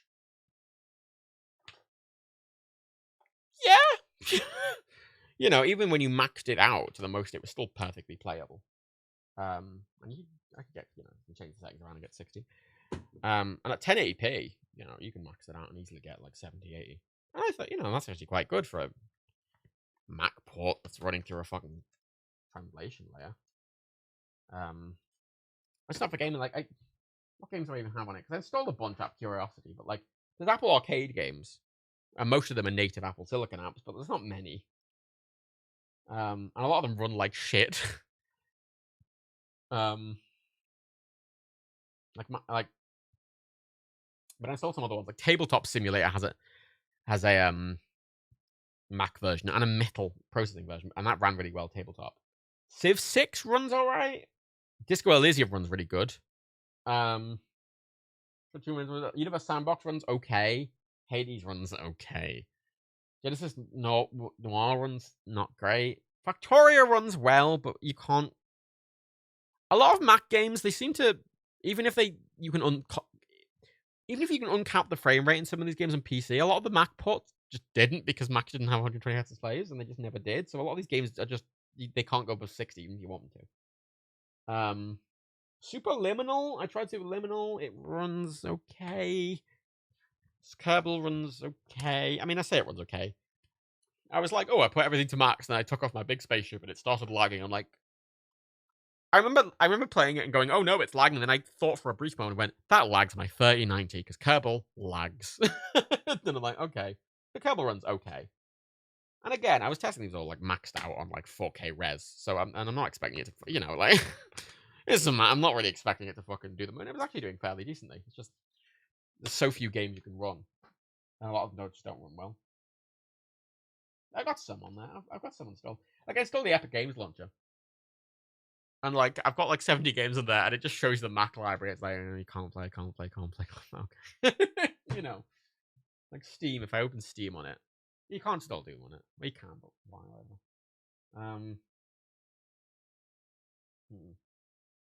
What Dan streaming? Oh, that's why I've got no. That's why the loads of people left, because Dan explains it. I know this is very boring as well. But, I will say, Rise of the Tomb Raider, by the way. Shout out to Tomb Raider. Shout out. It has HDR support on the Mac, and genuinely, it looks fucking incredible on that screen. Like whacking up the graphics to full. I would actually almost play that. I could play it on the Mac, and I think I might. But if I was, I might play it on max and just play it at 30. Because literally HDR, I've not done any HDR gaming like ever. I've never owned a HDR screen ever. And you know, a lot of modern HDR monitors you get are like shit. Like they are, oh, a HDR fucking like 400, and it's like it's shit. They don't have local dimming zones or anything, and it just doesn't do anything, and it just looks like shit. But and OLEDs can do HDR, but like OLEDs generally can't get that bright. But mini LED displays can get super bright, and this mini LED display I think is the best mini LED display that you can just get. It's 120 hertz. It's really high pixel density, and it's dimming zones. It's one dimming zone I think per 4 pixels. So it's really fucking tight. I opened Rise of the Tomb Raider, and there's the opening section where you're sort of in this cave, and there's like a couple of holes in the roof where the light is streaming through. And I had HDR on, and I had the Mac at full brightness, and like everything looked fairly normal and nice because you know it's mini LED, so you can get the deep blacks. But I looked at the ceiling. I looked at the ceiling where the light was leaking through, and I had to look away from my monitor because it felt like I was looking into the sun. Like it was so fucking bright compared to everything else I've seen. I went, oh, this is what HDR is in games. Oh, it's I get it now. I get it. And it kind of annoys me that it's just it can't really do gaming because it like on a performance level, it's got the performance to do it if you know stuff was ported and optimized for it properly. And that's the screen on that thing is amazing. It's this beautiful high res HDR fucking 120 hertz display. I mean, that's fucking perfect for gaming and enjoying it, you know? And it's just disappointing that I can't, because I actually would play games in it because it's just such a good screen. You know, that's the best screen I own, easily, by a fucking huge mile. And something I desperately want. For the longest time, I've wanted this Mac display, but as like an actual desktop display. You can get mini LED desktop displays, but like, I've seen them and like, oh, we've got 20 dimming zones. Like 20. Like, and, you know, I watch these videos of like them doing these zone tests, and like you've got a white cube on one bit of the monitor, it's going, and like the white cube's there, and this entire bit of the monitor's lit up, and like, geez, what's. Honestly, that almost makes everything look worse because you could just. I honestly think it just looks terrible. And I'm hoping this year at CES, some monitor manufacturers, because Apple are sourcing this display from somewhere. So the technology exists, and I am hoping that I feel like LG might try one. I want someone to bring out that display as a big monitor. Preferably, I want it as an ultra wide. I want this pixel density that the MacBook has, with the same mini LED, with at least a density of 1 mini LED for 4 pixels, and I want 120 hertz, with the 1600 nit brightness. I want that, an ultra wide. That's what I want. I don't know if we'll get it as an ultra wide this year, but I'm hoping we'll at least get it as a good monitor. Because part of my problem about this since getting it actually is I dock it, right? And I still have I had a secondary monitor I had with my iMac Pro, which was it was a 4K LG Ultrafine, which is like the one they were selling with the Max rated. Oh, they're in the box, hooray! They had the same displays as the iMacs in them, so it's the display from the old 24-inch iMac. Maybe even the same display as the new one. It's a nice 4K, nice P3 display. It's a good display, but it's still it's an LCD, and it's 60 hertz. And I found myself like I edited the action stuff on there, I edited a bit of Diecube stuff on there because it's 30, but like I do not like the display on the laptop's so much better, and if I buy because I want to buy a proper Excel monitor for it, but it's like I don't want to buy a worse monitor than the laptop itself has. And I'm hoping I'll be able to. And I don't like. A lot of people are hoping for an Apple releasing a new cinema display or something, like an actual first-party Apple display. That isn't the Pro Display XDR because it's just ludicrously fucking expensive. And obviously this is a Pro Display XDR, but it's got more dimming zones. And it's 120 hertz. And it's got higher pixel density than the one they sell for $5,000. It's significantly better than the one they sell for $5,000, significantly. And part of my thing is, even if they did sell their own one, I want something that'll work on a PC as well. Because I would love in an ideal world, to get a nice, really fucking good ultra wide, like a fucking top tier one, and have both the Mac and the PC plugged in, and just switch between them based on what I need in the main monitor. I have like secondary, tertiary monitors for each system independently. Because you know, then I could game on that monitor on the PC and have a great time, and then it would also just work and stuff. That's what I'm hoping for. And we'll get there one day. I was hoping we'd get them last year, but we didn't. I'm hoping, now that Apple have got that display, I'm kind of hoping the fucking PC monitor makers pull the finger out their arse. Similar.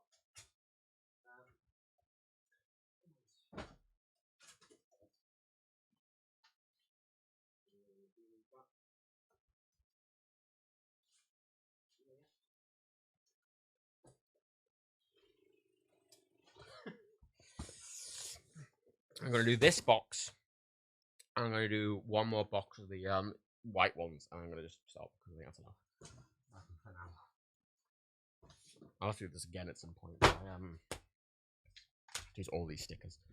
I have enough stickers, I think, to cover all the envelopes I have. They have about we've got 1,000 stickers, and I have about 1,000 envelopes. I don't want to do them all tonight. Some of those cookies. It'd be expensive. I know it'd be an expensive monitor, but that's the thing. I'm willing to pay for an expensive monitor. Like, you know, I'd be willing to spend $1,000 or $2 on a fucking like top tier monitor. Because monitors, especially, like these monitors I'm using on my PC, I've had them for 7 years. If I buy a monitor, it's staying there for a very long time. And like, if I buy like a $2,000 monitor that does everything I want to do, I'm going to keep it forever. And it's going to, you know, even if I change my computers around or whatever, I can upgrade my computer, I can upgrade my Mac or whatever. That monitor's going to stay there. It's still always going to be as good as it is. You know, it's still going to do everything I want it to do. So I'm happy to invest in a good one because it's just going to stay there. It's always going to get use. And I'm staring at it for like 16 hours a fucking day, you know. So I will fucking pay it. If it's expensive, I will get it. It is worth it to me. I think it's a good investment. I mean, not the Pro Display XDR, because again, I want the whole point of buying a monitor and what makes it worth the investment is that it is flexible. If it can only work with a Mac, I think you can make the Pro Display XDRs work with Windows, but they just don't work well because all the controls for the monitor are in the Mac OS system. Like there's no controls on the monitor itself.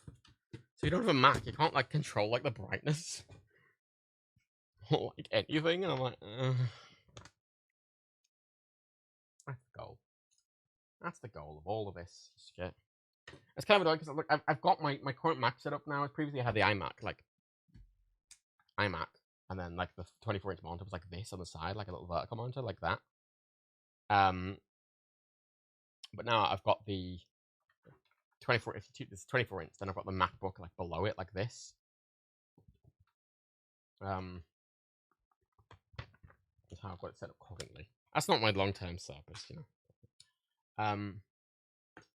But it's really annoying because looking down at the really nice monitors, I get neck craney. I could put the laptop up on one of those awkward little standy things, but I don't really want to do it. Carl Jack Mel, doesn't Samsung have their Ultra Mega Wide 32? Okay. They have this like G9 Odyssey monitor, which I hate because it's this really big ultra wide and it's aggressively curved. It's super aggressively curved, which makes it kind of not useful for a lot of stuff because it's so curved. It's almost circular. It's like a fucking banana. It's not just like a slight curve, like because you want a slight curve, I think, on an ultra wide. It's like this instead of this. Not only that, but the mini LED again. A lot of these monitors that they have like very few dimming zones. You know, they have like, oh, we've got 30 dimming zones over the whole monitor. It's like, well, that's useless. It'll just make it look worse because the whole point of mini LED is you want to get as close to OLED blacks as possible. You know, I mean, if you put a Starscape on the screen, you don't want the entire screen to light up because if you put a Starscape on those mini LED ultra wide displays, all the backlight is going to turn on because it's not got enough dimming zones to just light a single star up. Like, it's just going to light the whole thing up and look like a normal monitor, defeating the entire point of a mini LED display. And if anything, I think it'll almost look worse in some ways. So I'm not paying for a fucking shit mini LED display. Like this mini LED display that Apple put in this laptop was the first one I've liked. Because they put one in the iPad Pro. And I looked at it in store, and it was good, but it had less dimming zones than this MacBook does, and it was noticeable. You could see bleed.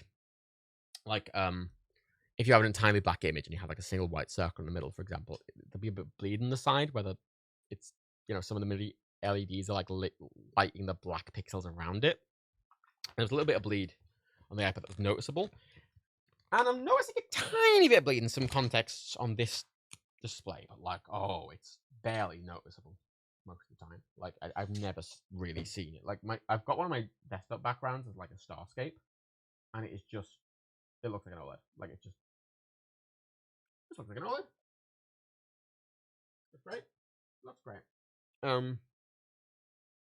You know, looks fantastic. Oh, that's the thing. Yeah, fucking power efficiency. Because like a lot of these gaming monitors are like, hey, we're just gonna use all the power in the world. And these modern Apple laptops are like, hey, we're gonna give you all the power you want, but we're gonna use very little power. Like this machine, like I think at max load from the wall, like full brightness rendering a video, like full maxed out CPU and GPU. I think the max wattage it can pull is 60 watts from the wall. With like everything on max, like full power, 60. I think it's 60. It might be 90. I think it's 60. Which is insane. Like, these monitors are pulling more than that. Like, I thought they get good battery life out of those, but it's not even just like something I've noticed. Like, I've worked from home for a long time. My power bill is really high. My power bill is super high. It's been noticeable. Because I have all these high-end computers and monitors and shit that are just pulling loads of fucking power. And I'm fully expecting my electricity bill to go down significantly because of this laptop. Just being so power efficient. Because when I turn this computer on, this computer's like sat there chilling, pulling like 600 watts on idle, you know. Casually. Just pulling all the power in the world to be like, I'm running a desktop. I am opening the start menu. Ah! You know, it's like someone really roided up to like go grocery shopping. God, that was a very American way to say that.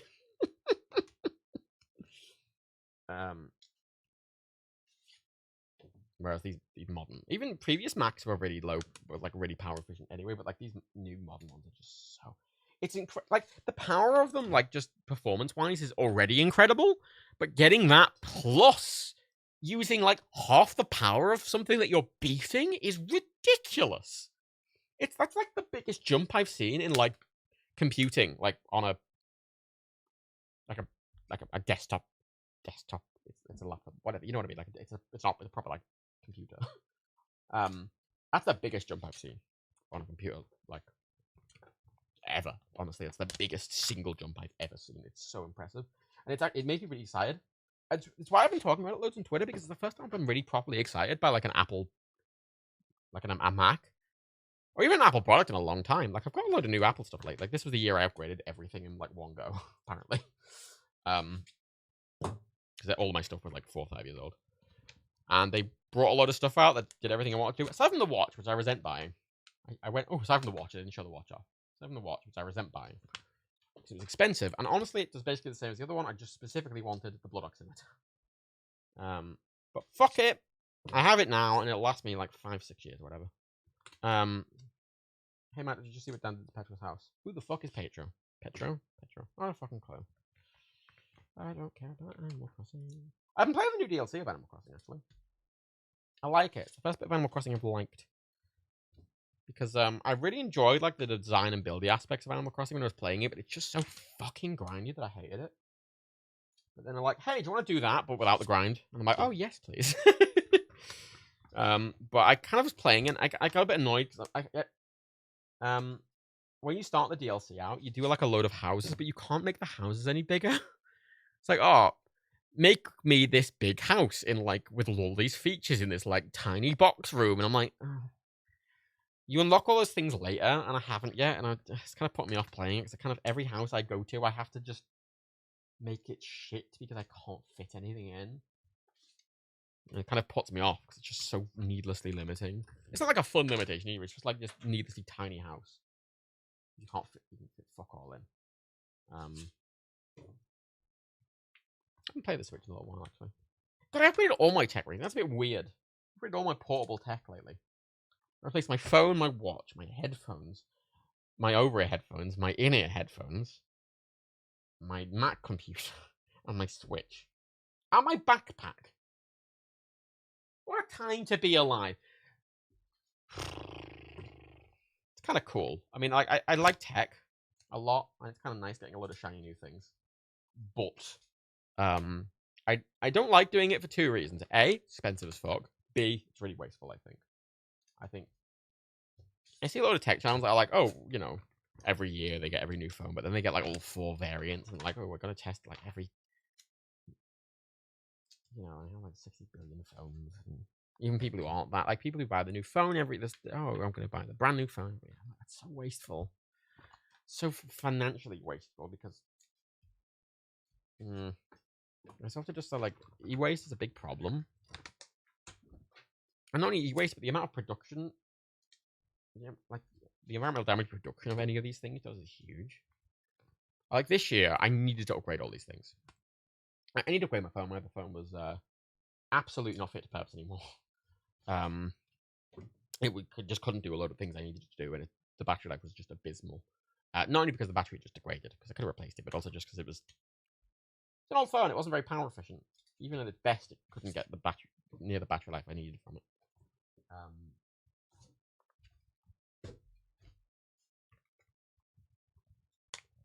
And, you know, I've been wanting to buy a MacBook for a while because it's significantly going to make my life easier. Because that's what technology are tools, and you buy them to do something for you. Like you're buying them to do something, and I think the only reason you should upgrade tech is because the tech you have currently is limiting you in some way, some tangible way. You know, the iMac was limiting me time-wise, performance, timeline-wise, and also I couldn't pick it up and bring it to Dan's or somewhere. That was how it was limiting me, and I've replaced it with a device that doesn't have any of those limits, and it just does everything I want it to, and it has no compromise. Excellent. My phone had problematic battery life. I didn't really like the screen size. The cameras weren't really what I wanted from it. It was performing kind of poorly, doing a lot of the more intense tasks I'm doing, and I bought a phone which can do everything I want it to do. Period. Like it, even like just nice to have features, it has all of them.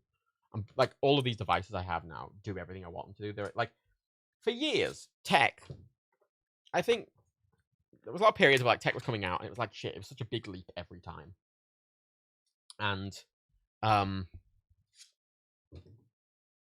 every year it was such a big leap for stuff you could do with it that it was really important. It didn't feel important to get them quite regularly. But you know what I mean? It was such a big jump. It was like, oh, this, you know, in 2 years, phones can do double the amount of things that the last one could do, and it's actually a big difference.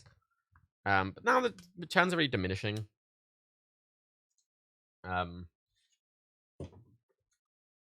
like money. I want to keep them. Like I want to keep my things for a long time now. I think it's quite disruptive because it's disruptive to just my general life to have to replace everything. You know, I live online, I work online. It's fast to just have to set everything up again. But also it's just like it's wasteful. Like I've bought all of these devices, right? Aside from the MacBook, because I feel like that'll probably get upgraded potentially sooner. But I'm kind of doubting it. But everything else I bought, my phone, my headphones, my watch, and everything, I've bought them with the intent to keep them for 6 years. I intend to buy them for 6 years. I think they'll last that long. I think they will. Phones are getting a lot more longevity now. And Apple, from an update perspective, I mean, they're still supporting the iPhone 6S. The iPhone 6S is getting those recent software updates, and that's like a fucking 6-year-old phone. So I'm basically going to use that phone to the end of its life and potentially even a bit longer. It does everything I need to do.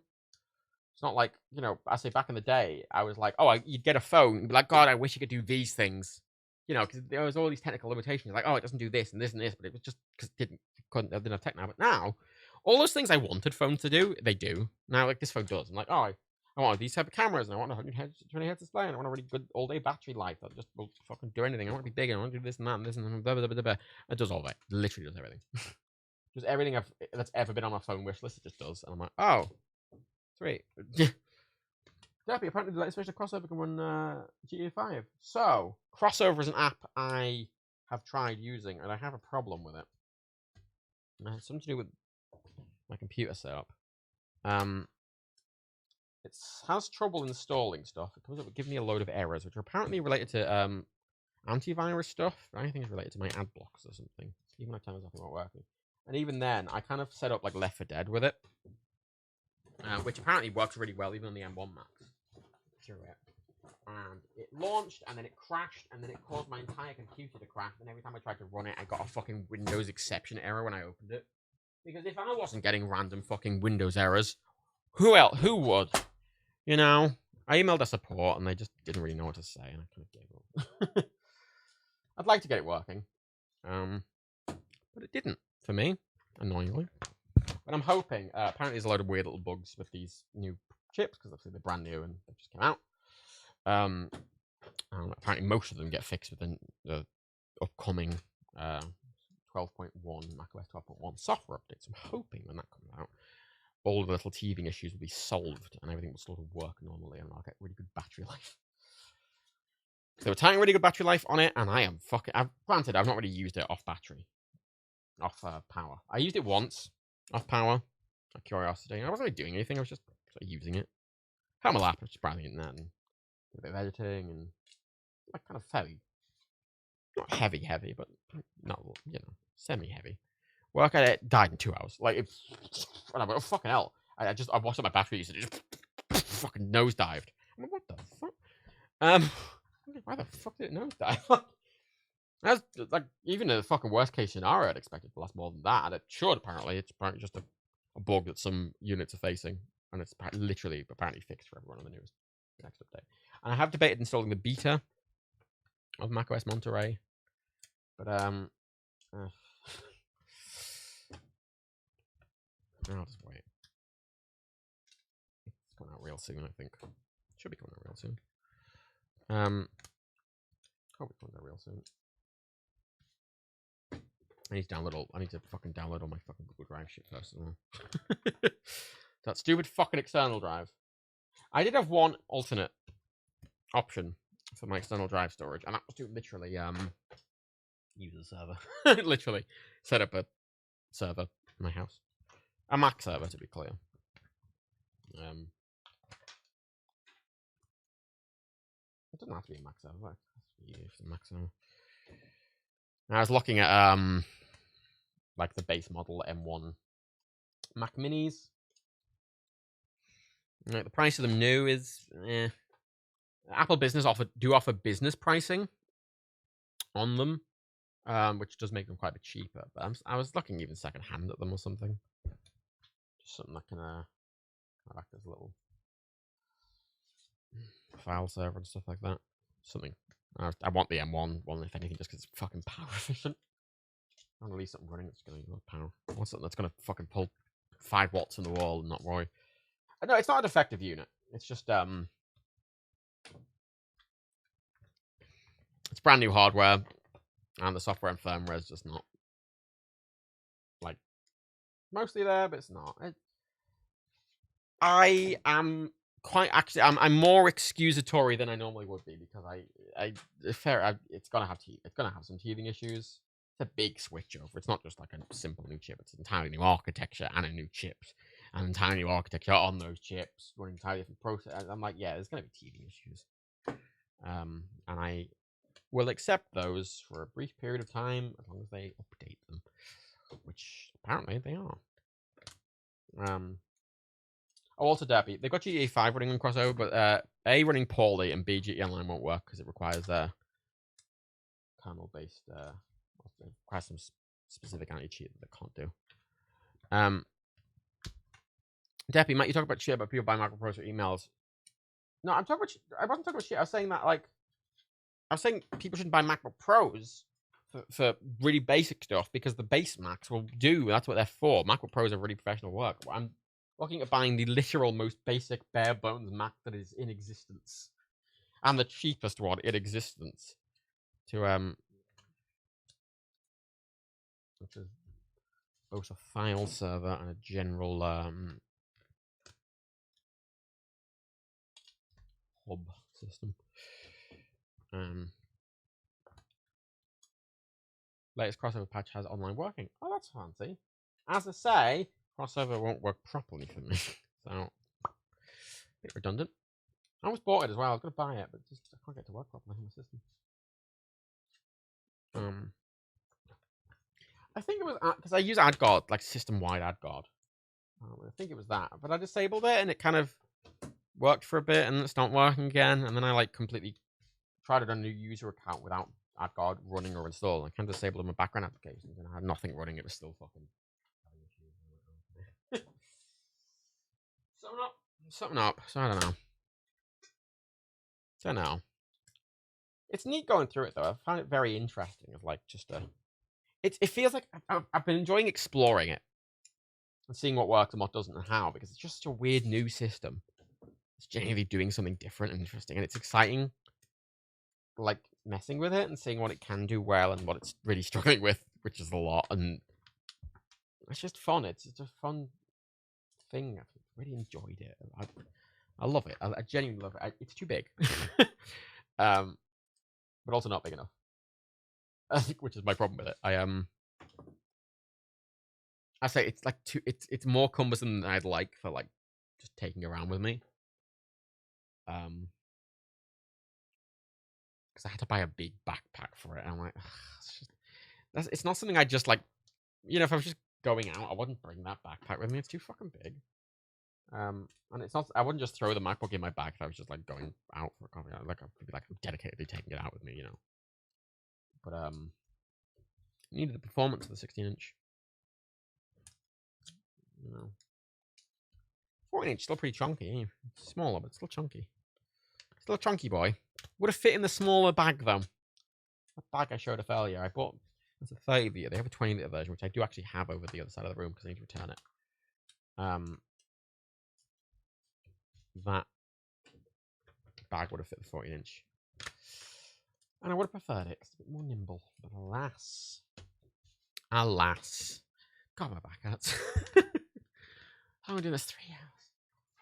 I was going slow at the start, but still, fucking hell.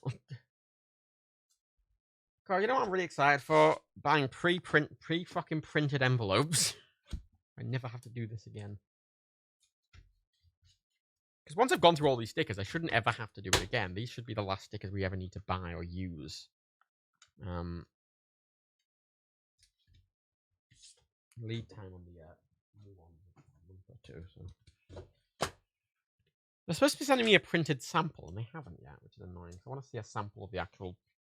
Before I bite the bullet and spend fucking, you know, $4,000 on envelopes, I want to make sure the printing is good quality and acceptable. What print sample? Like, we're gonna send you a printed sample, and I haven't had anything from them yet. I need to fucking chase them up and get a printed sample. So I know the quality of the envelopes, but I don't know the quality of the print, and that's what we're fucking paying for, is the fucking print.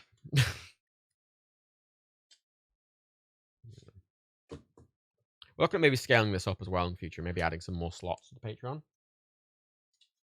I think if we do it very slowly, to be clear. Like, we might add like another 10, 20 slots. So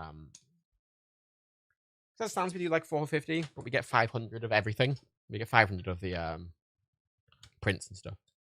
But we keep backups for people who don't get them, and also just any issues and stuff like that. But like we think we can tighten our tolerances slightly. We have slightly excess every month, so we can, I think, scale it up a little bit.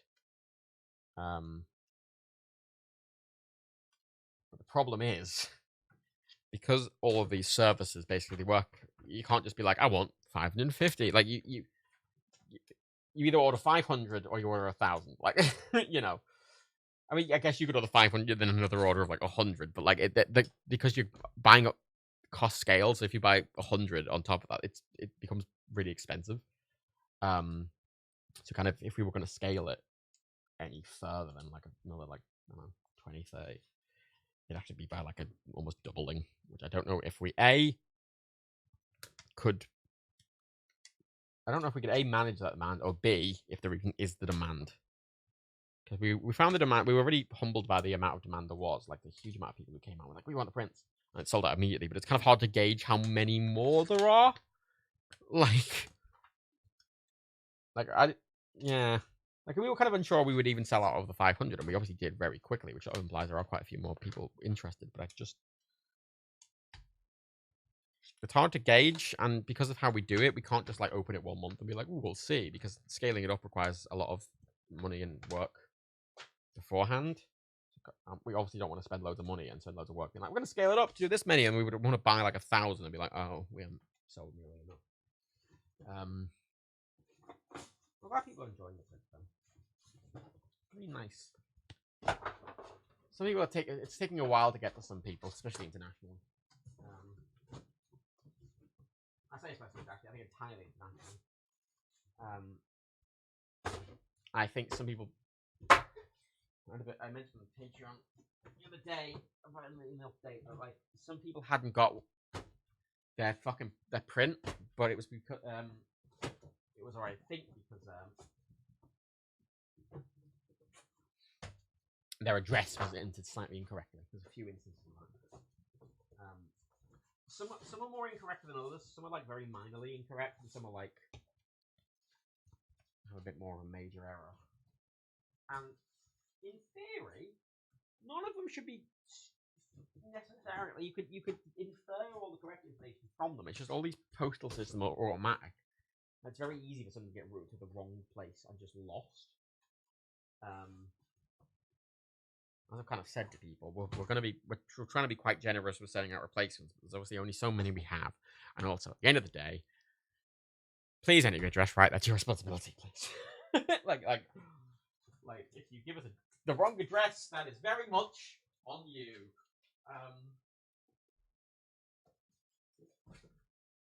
Why we will be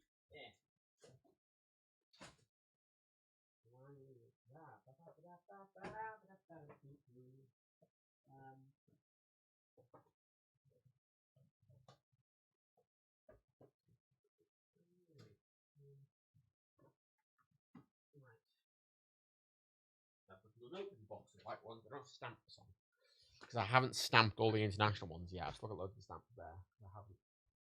Don't know what the ratio is going to be, so I don't want to stamp them all in advance. But I do want the stickers on them. Let me undo you.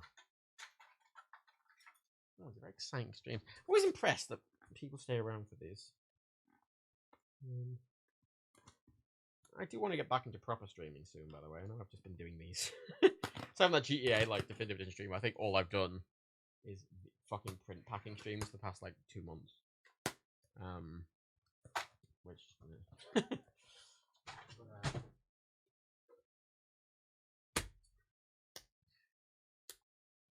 but hopefully I will, because once my head on this, I'll only do them once a month at that point. And because once basically, if I don't have to go through this entire process with them, I just need to put the stamp and the address label on them. I can do it all in one motion. Then I'd be willing to just like, print in, seal, stamp, pen, and I do that off camera. We'll do it all in one swift thing. So I have to do it all once.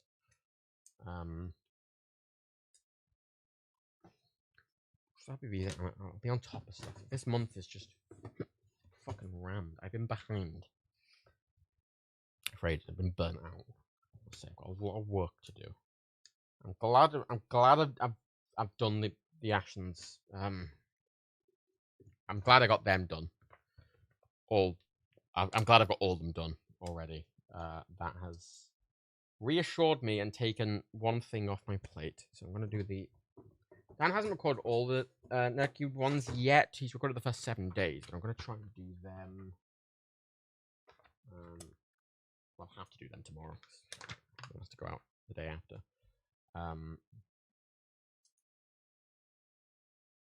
Do them tomorrow. I wanted to get a plays out tomorrow as well. Patrons. because the people who backed Patreon, the name and the credits that haven't, I think, been very good. I want to get the money's worth, so I want to make sure that there's one other video this month for that. I've got one mostly done, so I'll do that tomorrow. Maybe I'll let that first. Yeah, I'll do that. I'll let that first. I'll let that plays video tomorrow first. Get that done. Get that on Patreon. I'll do the advent videos. Actually, I can do the advent videos on Wednesday. I need to go out till Wednesday night. Actually, I take that back now. I need to go out Wednesday morning on Patreon. I need to do them on Tuesday. Because if you don't know, the advent videos, the Nerdcube ones, will be going. They won't get 24-hour early access on Patreon, but they will get 12-ish hour early access. They'll go up in the morning on Patreon, in the evening publicly. Oh, it's lucky. I think it's low key. Okay. So I like doing these streams because it gives me something to focus on. I say focus on. I don't know. It makes this less monotonous feeling. It's still very monotonous feeling, but it's a bit more. Oh no, I slightly misplaced that one. No, it's sticking over slightly. Someone gets a slightly sticky over one. I like candidness. I like to be a certain level of candid. I also feel like as well, a lot of YouTube sort of business and stuff like that, they're never really that honest about like how they work and the money and stuff like that. And like part of the other thing, I think a lot of people misconstrue how a lot of stuff works as well. You know, a lot of people, especially in the past, just would look at the number of money, the number on Patreon, and be like, "Oh, they're rich," like without really realizing how it works or how the money's spent or whatever.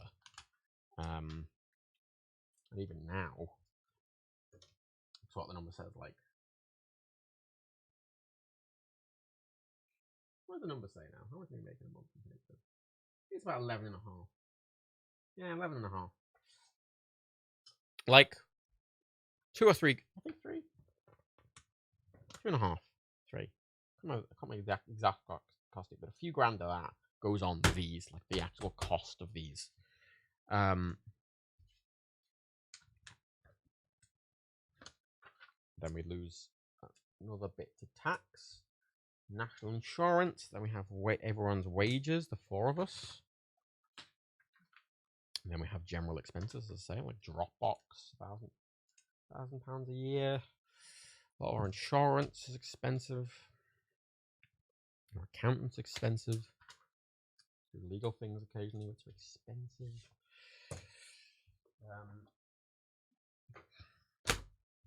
Replacing broken hardware is expensive. Equipment is expensive.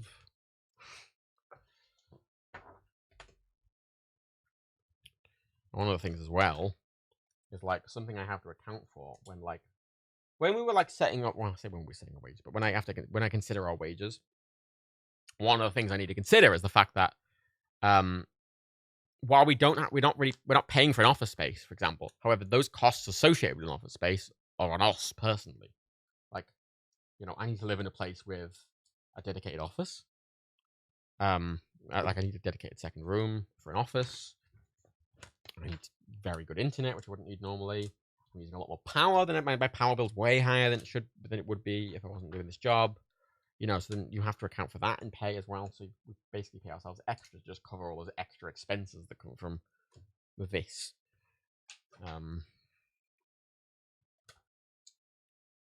So, and our wages after that fact, if you kind of remove that element from it, are fairly normal. Not rich by any stretch.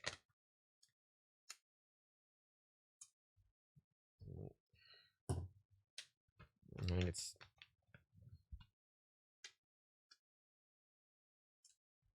I think there's a lot of YouTubers been like, "Oh, we've bought a Lamborghini," and I'm like, Jesus Christ.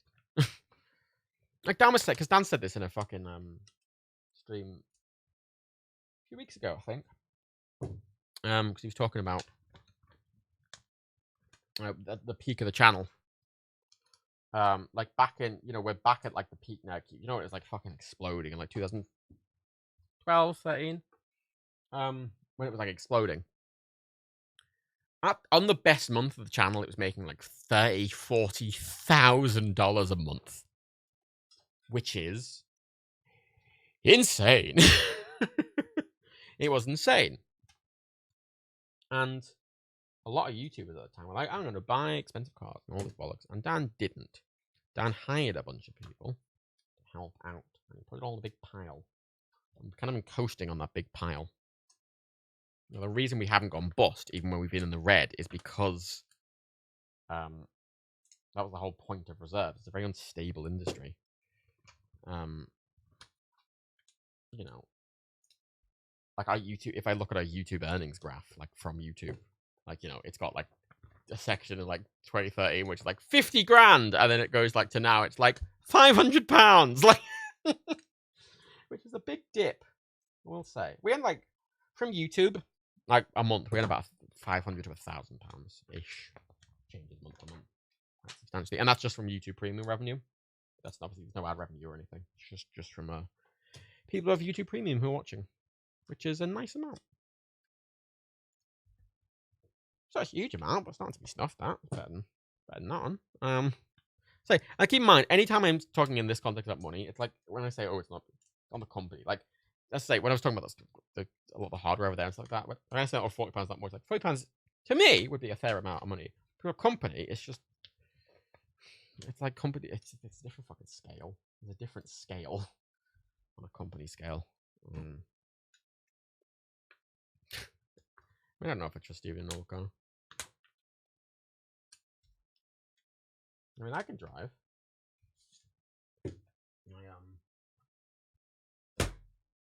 I did learn to drive fully. Just for frankly a bullshit reason, I failed my driving test, and I just couldn't, for circumstantial reasons, I just couldn't retake it. I just never went back to it. But I can drive. I know how. I don't have a license. I had a lot of hours because I was waiting fucking ages to do the test. I was still doing like a lesson every week or two, so I do lessons, I just drive around. Be like, ooh. It got to a point where me and my instructor was driving around to go to nice places and just be like, isn't this nice? We'd just go on like nice drives because it got to a point where he didn't really have anything to teach me. It was just purely keeping my, driving up for when I did the test. I was just doing it for the sake of it. We'd just be going on nice drives in the country and we'd be like, isn't that a nice church? And we'd be like, yes.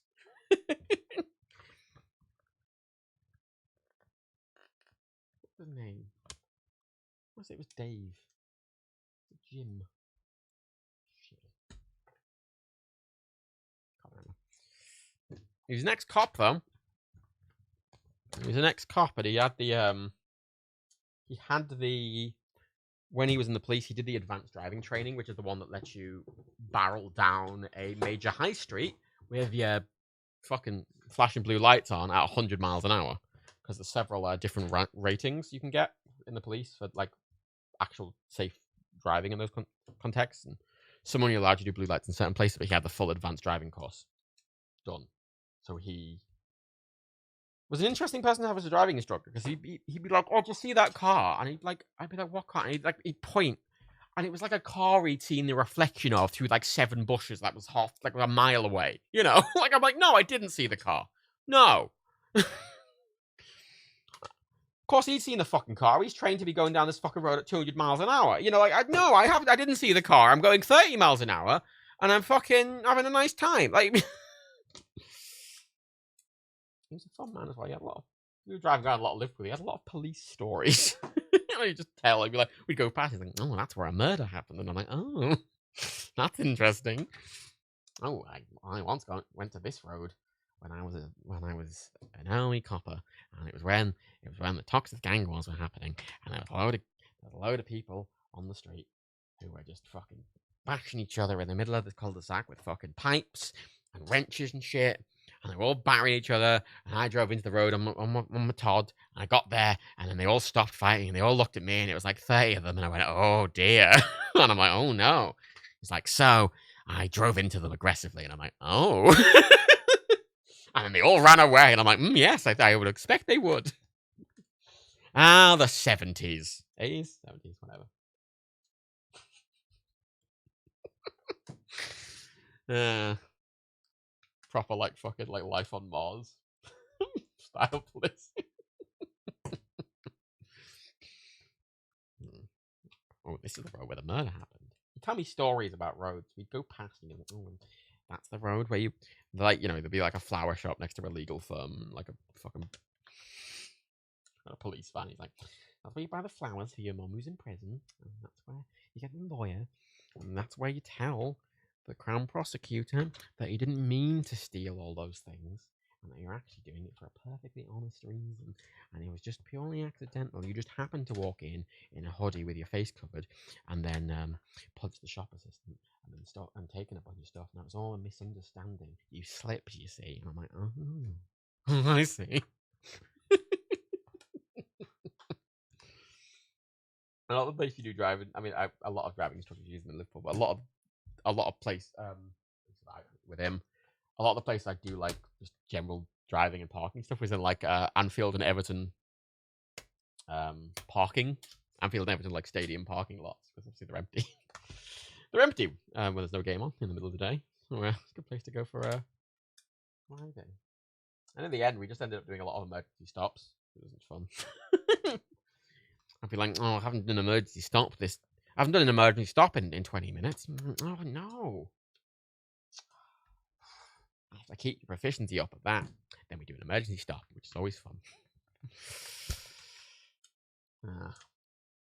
Just driving is fun. It's intimidating. It is a bit intimidating driving just this big hunk of metal that likes to kill people, you know. Especially when you're in a manual. Because, like, you in a manual car, like some of the actions with your feet just kind of go against default logic. Like if you're in gear in a manual car and you just like, oh, you remove your feet from all the pedals and you release the clutch, the car will go faster. Which is sort of, it goes against a lot of basic logic.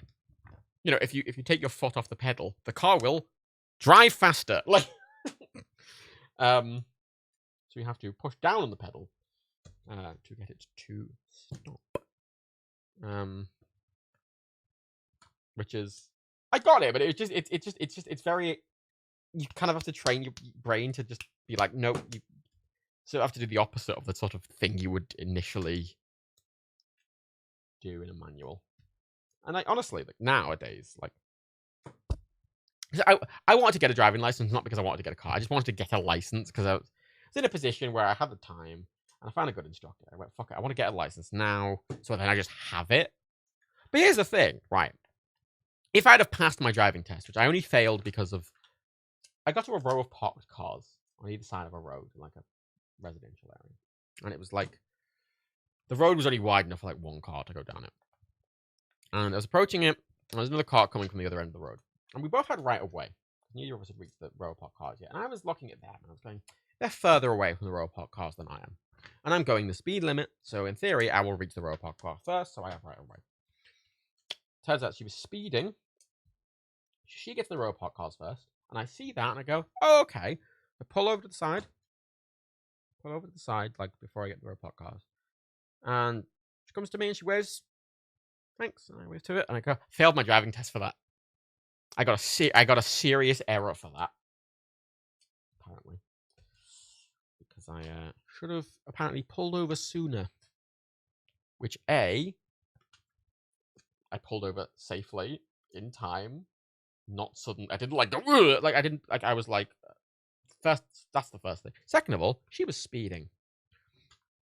And generally, when you do those driving tests and driving lessons, they don't expect new drivers to have a good grasp on identifying the speed of other vehicles immediately. It's something it's a learned thing that you get from experience, and they don't really expect that of you. And that was literally, I got like, out of the entire test, I got that one serious or one major, and I got no minors. Literally, my test was flawless aside from that one thing, which he apparently just decided to instantly fail me for. And I'm like, okay. But what sort of, not concerns me, but like if I'd have passed that test in this stage of my life where I am now, I haven't driven since I did that test. But even if I'd have passed the test, I don't think I'd have driven since the test, because I wouldn't own a car. I still wouldn't own a car even if I had a driving license. I would not trust myself to just get into a car now and just drive it. Like, I feel like I've forgotten most of it. But it seems weird to me that if I had a driver's license, I would just be allowed to, even if I'd forgotten all of it. And I'm like, okay, right.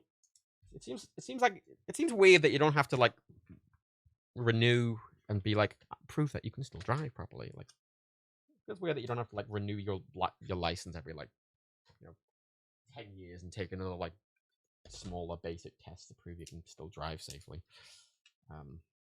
By modern standards, especially considering so many people fucking die by being hit by cars or in car accidents and stuff like that. Pendleton, we have to have an instructor and a policeman sitting in the car to do a test. It's not the most stressful of experience in hearings. Scribbling behind me to drive. A policeman? What country are you in, Pendleton, if you don't mind my asking? Stuff more. Oh yeah, I got a car for 3 years of passing. It was so scary when I got a car driver for the first time. Yeah, it just feels like I feel like it come back to me. Like, I've been meaning to like book driving lessons again, just to refresh my car memory, because I'd like to pass the test again. Me and Rebecca were saying, because Rebecca wants to get a driving license. Me and Rebecca were sort of saying, oh, maybe we should just do it as a sort of together thing, because then we could sort of like train for the theory together again. Because I have to retake that, and just kind of do it as a learning to drive, buds. Which sounds fun. Because it'd be handy just to have one. It'd be handy just to finally actually get a fucking valid driver's license. Because I might, like, even if I don't own a car, there's maybe situations where I'd like to rent a car, rent a van, maybe. Little things would be handy. There's several times, because I generally don't drink when I'm out, where people I know and family and stuff do, and I'm like, there's many times where I'd be able to, like, don't worry, I'll be the designated driver and just, I'll drive. Like, it'd just be handy, wouldn't it?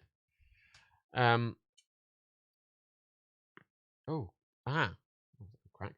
Serbia. You have to have a policeman when you do your driving test. Feels like a bit of a. Yeah. That's a lot. That's a lot of police time. That's just being used for that. That's interesting. I don't know. I mean, I'm coming from a very British view where the police here are just constantly overworked, underpaid, and there's not enough of them. And the idea of police just doing something normal just seems so foreign to me. I've seen American TV shows where, like, someone calls in, like, oh, I have a noise complaint, and, like, 5 cops show up to be like, oh, we're dealing with this noise complaint. First of all, noise complaints aren't a police offence in the UK. It's not a criminal offence, and the police will not investigate them or do anything about them. Second of all, even if they did, I could not imagine more than one turning up 20 hours later because, oh my god, they were all busy. Like, because, oh my god, they're always busy. It's always shit going on. They're always overworked. And like majors, like when people get dispatched to them, you can't undispatch them, and a lot of situations require a lot of police. Ready car such fast, you're 55 though. It sure is. But I am 27. Hooray! God, I don't know if any of you saw, there was like a thing in the news. 12-year-old girl got stabbed to death in Liverpool the other day. I walked with my friend past her and those lads about 5 minutes before that happened.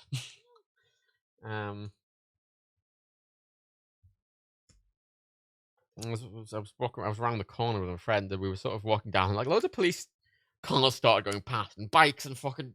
So it was like a big thing going on. What the fuck? And then we found that the next day we read it in the paper, and like, what the fucking hell? Jesus. All right. Glad we weren't there 5 minutes later. That would have been distressing. Liverpool, yeah. Liverpool's actually quite safe. To be clear.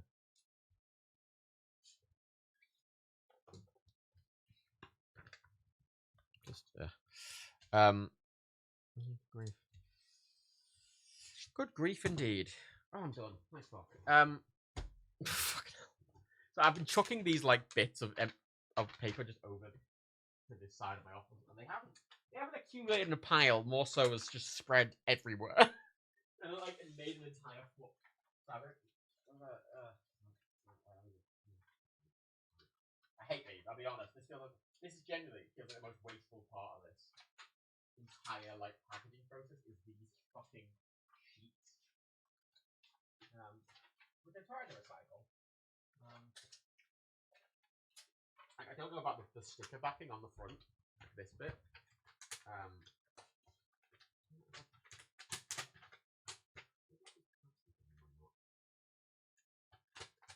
haven't recycled any yet because I've just been putting them in a bag. I have the rest in a bag. I'm not really sure what to do with them. I don't know if they're recyclable is the problem. And if they're not, I'll be annoyed. These are the last ones we're buying anyway. It's not even come in sheets. You'd think they come on a roll. On a roll. It's weird to me that they print these circular fucking stickers on sheets. A roll would be much more efficient and less wasteful and probably cheaper. Why? Whatever. Screw it.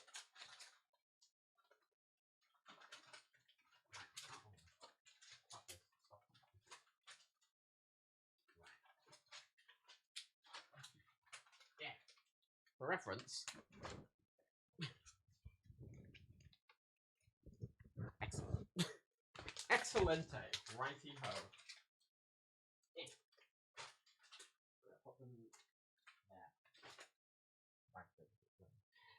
I stop. I'm sore. It's been saying only went to Liverpool once and then skipped to Blackpool. God, like just it's like trading a rubber mallet for a fucking crowbar. Oh, fucking Blackpool. I've never been to Blackpool and not saw someone fighting someone else or had to step over broken glass. Like, fucking Blackpool, man. Fucking hell. Oh, Blackpool. Jesus. I don't like Blackpool, I can tell. It's an interesting experience going to Blackpool, isn't it? I feel Liverpool gets a kind of bad rap, but generally it's very safe. I would know. As someone who has walked around the city centre a lot in the middle of the night, at literally every time and every day, no, it's fairly safe. Thing is, most crime when you hear of most violent crime in especially in Liverpool, it's always under the context of oh, this happened after an argument, or this happened after there was a gang war, or this happened because of a falling out, or this happened because of provocation or something. It's like it's never just like random man is stabbed for no reason. Random man stabbed just randomly on the street. It's never that. It's always don't talk to anyone. I just don't talk to anyone. A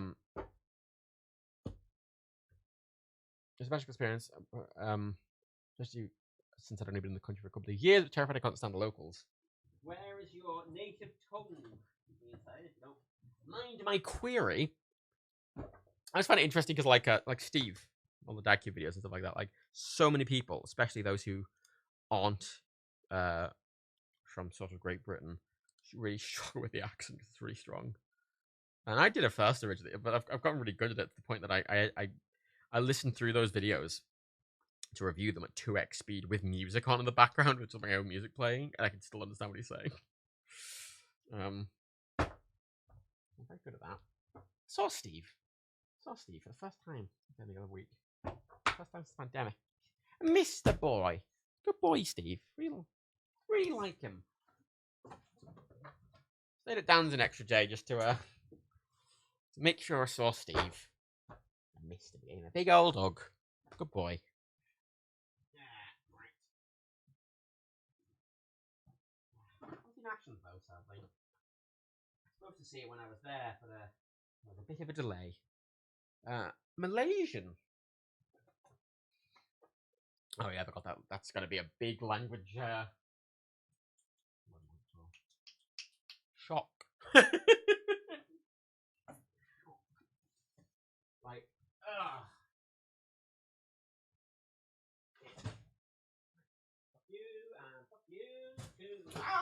God, it's fallen over. Wait, SOS.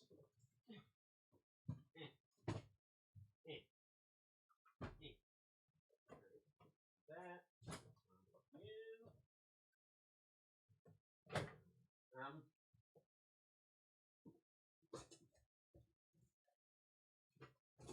There are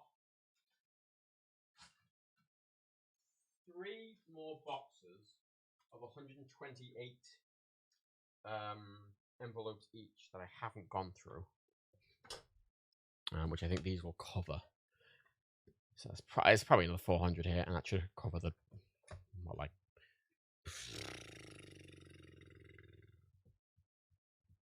72, 372 that's left. It's been saying, Scarily don't talk me English more than must go back. Literally, the amount, but that's really something English, especially, because it's obviously a language that's just learned sort of all over the world as the default setting language.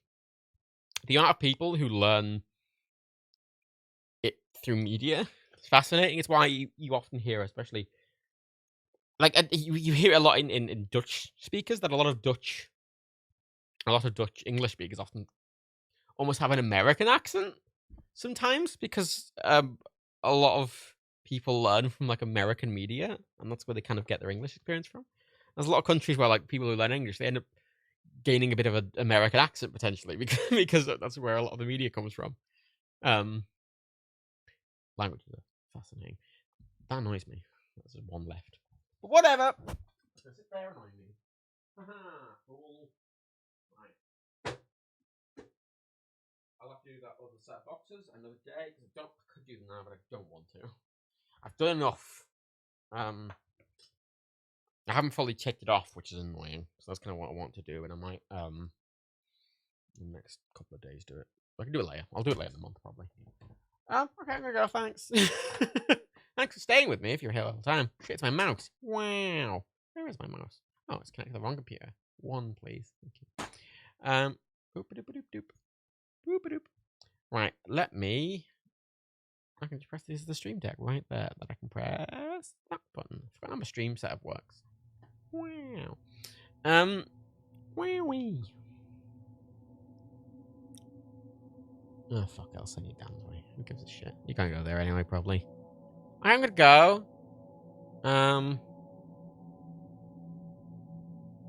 Sending you down after working hard for his company. Hey. If you stay the whole time, well done. Good job. My throat hurts. I'm thirsty and I'm hungry. Oh, but wait. Before I go, I'm going to show you a very quick thing before I go. While the raid things, I want to see something really cool.